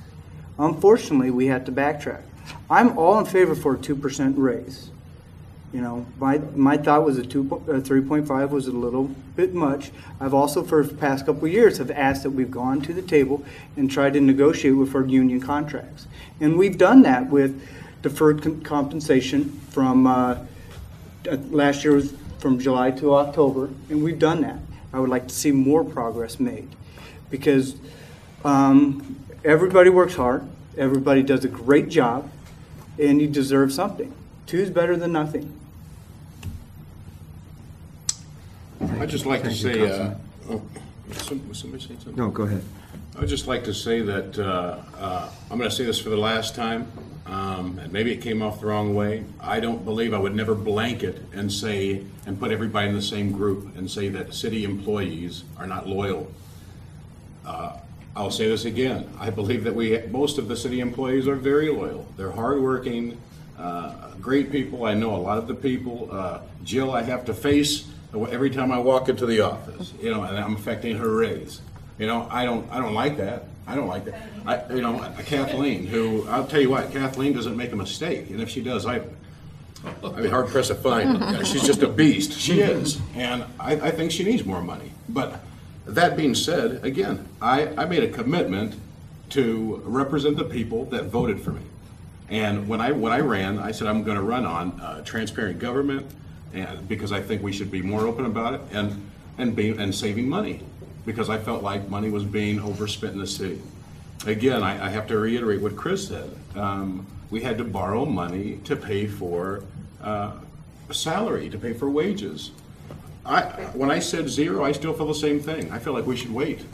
And I know that that's going to hurt some people, but I feel like if they let us focus on getting in a position to where we can afford to give out more money, and we can afford to pay the citizens the 58 non-union employees the money that they were requiring or requesting, I think we can definitely meet that need. I just feel like we need to push back as much as we possibly can until we can get a handle on things. To me, anytime you have to borrow money to pay payroll, I've just never heard of that before. I've never heard of that before. So it's not a personal deal. Again, I know we've got hard workers. I think, Jill, I think you're awesome. I do. I think you do a heck of a job. And I'm not just saying that because I got a face you. Some of the reason I got a face there, but no, Jill works very hard. Again, Stephanie does a fantastic job. That being said, again, I still have to let me say this, and I'll leave it alone. When I came into this, I had an idea of what we'd be facing. I had no idea the situation or the financial status of the city. After I got in, I realized, wow, we're in quite a situation here. So that means I had to take out more time and do more work. I'm not coming back and saying, hey, I want more money.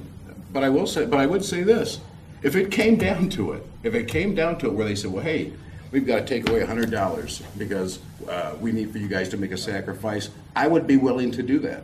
And I'm sorry, but $500 a month isn't all that much. Heck, that's barely covered my gas for the run-in that I do for the city.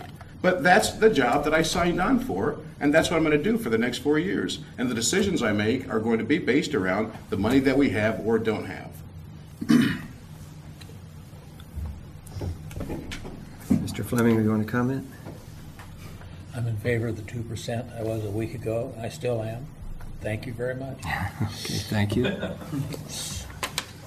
And I've thought about this quite a bit, and just so everyone knows where I'm at. I'm trying to look at the big picture and what possibly might be coming down the road and what has taken place in the past. And I am not in favor of changing the agreement that we agreed to back on May 21st, I think it was. Okay, all right. Anything else, Council? No.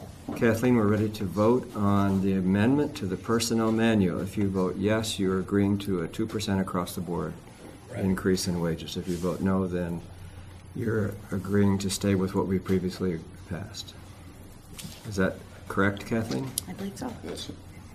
Can you say that again now? I want to make sure. If we vote yes, if you vote aye, you're voting for the 2% across the board. If you vote no, you're going to, goes back to the 3.5 that we've already agreed to, and we could do something else if you choose. That's kind of interesting. A no vote means 3.5. Mm-hmm. Yeah, because we already approved that. Yeah. Okay. But that would be subject to another amendment if you wished. Yeah, you could amend it now. Yeah. Technically, you could do that. You could amend it to a technically, different amount than 2%. If you so wish. I don't hear anybody making a move. Well, I don't see anybody that's backing me up, so what's the point? All right. Kathleen, we're ready for a vote then. Davidson? No. Fleming? Aye. McCampbell? Hold on a second. Aye is 2%? Agreeing Yes. with 2% across the board. Aye. Oh, Reed? Aye. Anderson? Aye. The motion is carried. There will be an 2% across the board for non-union employees. Thanks for everyone's comments. Moving on to the next issue. I have a resolution approving funding for the Dresser-Rand Building redevelopment from the Local Option Sales Tax Economic Development Fund. Second that. All right, we have a motion and a second. Mr. Furneaux, would you like to just briefly explain what's happening here for the folks in the audience? Yeah, when the Dresser-Rand project was done back in 2007, we had a $1 million loan that had to be paid back to the state, low-interest loan, to purchase that building, the downtown building, as part of the project of maintaining them in our community and getting a new building built out in the industrial park. We've been making repayments on that facility since 2007, depending on what I said the first time, if I said 97. What's gone on in the past, as we've made those repayments, they've come out of a capital project line item. It amounts to just shy of $10,000 a month, or $115,000 or so in a given year. We have reimbursed those payments. We did so in 2009 and 2010, had a resolution to approve reimbursing that capital project line item out of some local option sales tax money that is set aside for economic development. That was not done in 2011, but what we're looking for now is we have a recommendation from the committee that oversees that economic development sub-fund of the local option sales tax to reimburse the capital project account for 2 years' worth of the loan repayments to the state. And that effectively is whatever's in the resolution, $226,000? Is that what it is? $221,000. Okay, thank you. Anyone from the audience wishing to comment? Council, do you have any questions or comments? On here. Hearing none. Kathleen, would you do the roll call, please? Davidson? Aye. Fleming? Aye. McCampbell? Aye. Reed? Aye. Anderson? Aye. Thank you, Council. That carries. We have one item that was asked to be removed from the consent agenda, a resolution approving agreement with Aramark Uniform Services to provide uniform rental and service. Do we have a motion to approve? Second that. I need a motion first. Oh.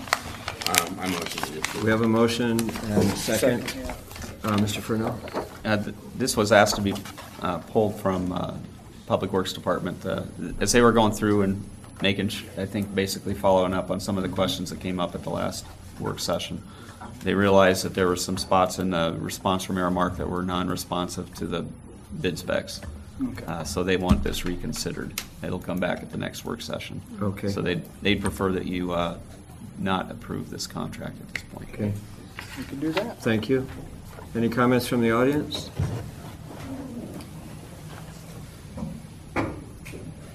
Mark Miller, 2523 South Main. First off, I'd like to thank Bob McCannon for asking me if I would entertain participating on the Parks Advisory Committee. He informed me that the committee was looking to get some Mark, young... hold on just a second. Is this relating to the Aramark? Oh, I thought we were at the end here. No. Okay. We got to vote on the Aramark. We have to do this thing first. So, you're welcome to come back. Okay. All right. I just wanted to comment from us about the Aramark uniform. Okay. Council, you agree with Mr. Furneaux? Yes. All right. Kathleen? Davidson? No. Fleming? No. McCampbell? No. Reed? Nope. Anderson? No. Thank you. That takes care of our business. Now, we have a time set aside for comments from the audience, and I think we got somebody who's first. Mr. Miller. However, I do want to say before we start, any comments from the audience we can receive, but we are not allowed to comment or discuss what comments from the audience are. So you're welcome to come and address the council. Mr. Miller. Mark Miller, 2523 South Main. I'd like to apologize to council for jumping the gun. I thought we were at that point. That was a misunderstanding on our part, probably. I'd like to thank Bob McCannon for inviting me to participate on the city's Parks Advisory Committee. Mr. McCannon informed me that he was looking to get some young people on the committee. I informed him I'm 46, and he said, that's what I'm talking about. We need some young people involved. but I'm excited about that. I'd also like to thank the city council and the city manager for looking and moving forward with all the discussion of this evening's events. And finally, I'd like to thank Chief Lutenegger for his many years of service to our city and our community, and look forward to him, our friendship down the line, he and his family. So, and I'd like, to congratulate him on his approaching retirement. Thanks, Chief. Thank you, Mark. Thank you. Any other comments from the audience?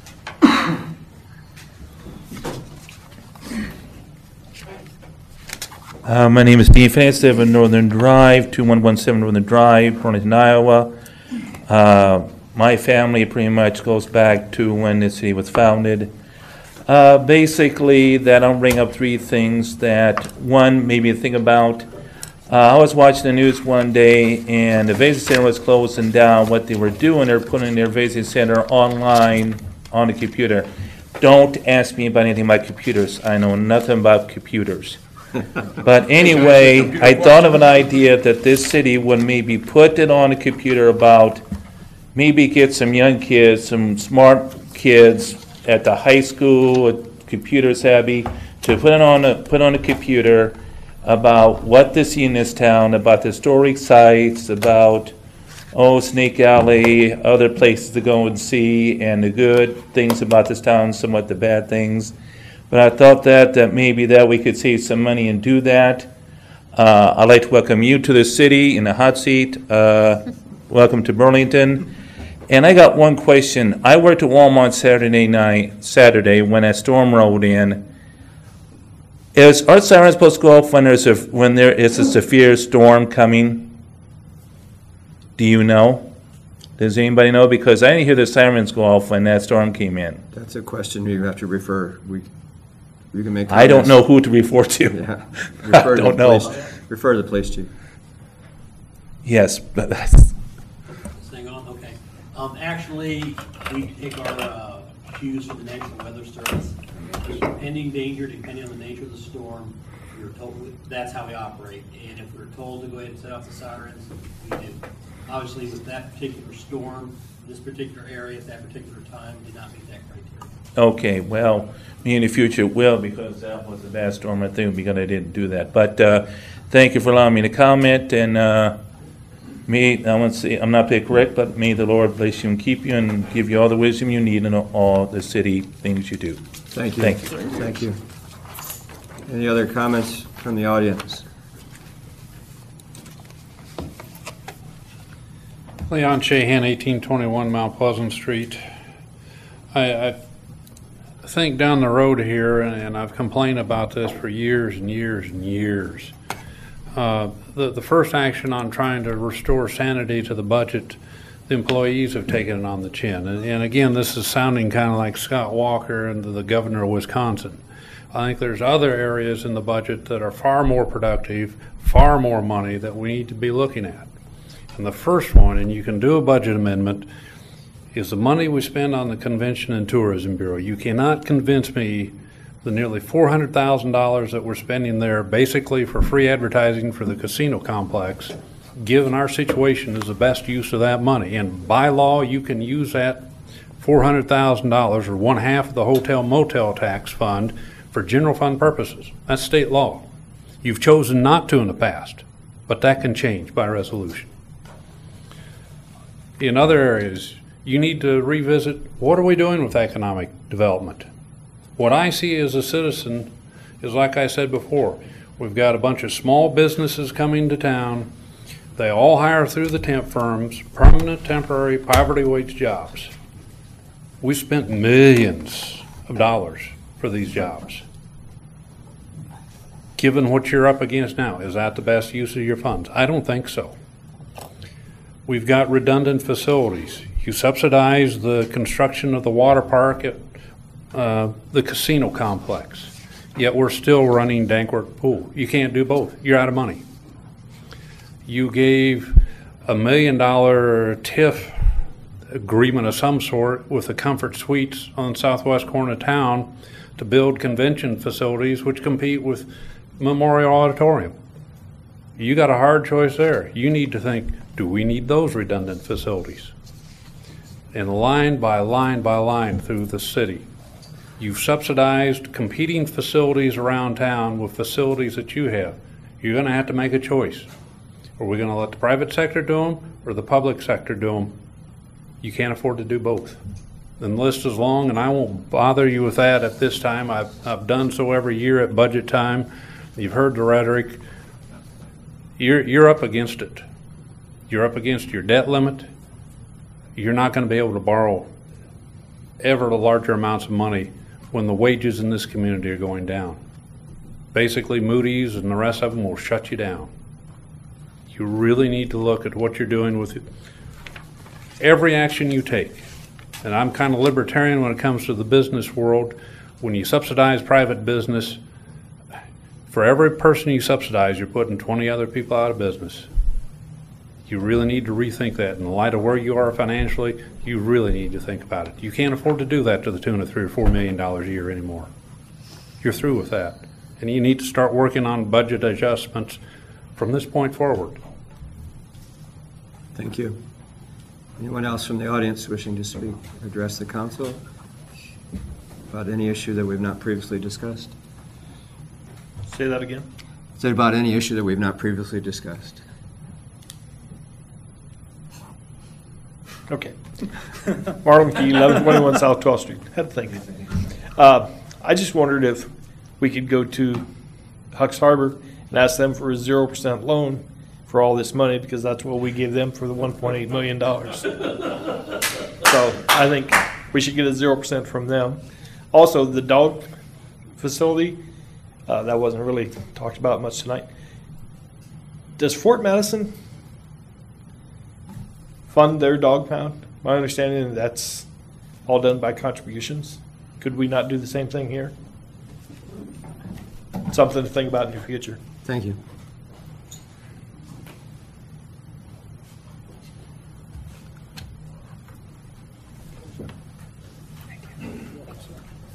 Owen T. Sloan, 1621 South 14th Street, Burlington, Iowa. I have two things. First, I'd just like to thank this council and previous councils for re-upping me and appointing me to the Economic Development Commission and giving me a chance to serve. Now, with that said, hopefully this commission will keep moving and bringing some development into this city. Now, what I came here, what I wanted to talk about, second thing is, I go up and down Madison Road to going toward Roosevelt quite often. And with the new middle school, Edward D. Stone Middle School there, and just recently I've seen, we've made a little turn lane going east and to turn into that driveway.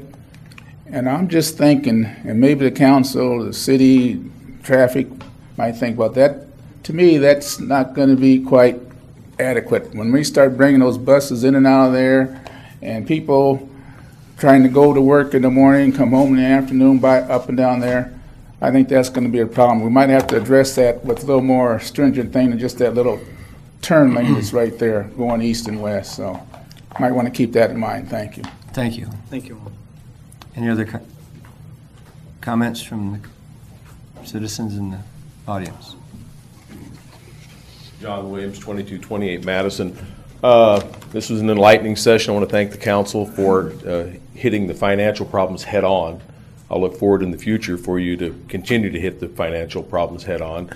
But my main concern in Burlington is something I've not hardly read about, I've not heard about from the council. What are we doing about the Burlington Police Station? In '93, we moved them from the police station to the old National Cash Registry building, which was supposed to be temporary. They're still there. It's coming apart. I've seen it. If you haven't seen it, have the chief give you a tour. It needs to be replaced. They need to go somewhere. It's going to cost money. That's the way it's going to be. I'd like to see it replaced soon before we have a disaster. If a wall falls in and somebody gets injured or, God forbid, killed, look at the lawsuit we're going to be looking at. We've had buildings in downtown Burlington fall down under their own weight. Get them out of that building. Let's get the Unified Law Center going. It's going to cost money. That's the way it's going to be. Thank you for your time. Thank you, John. Any other comments?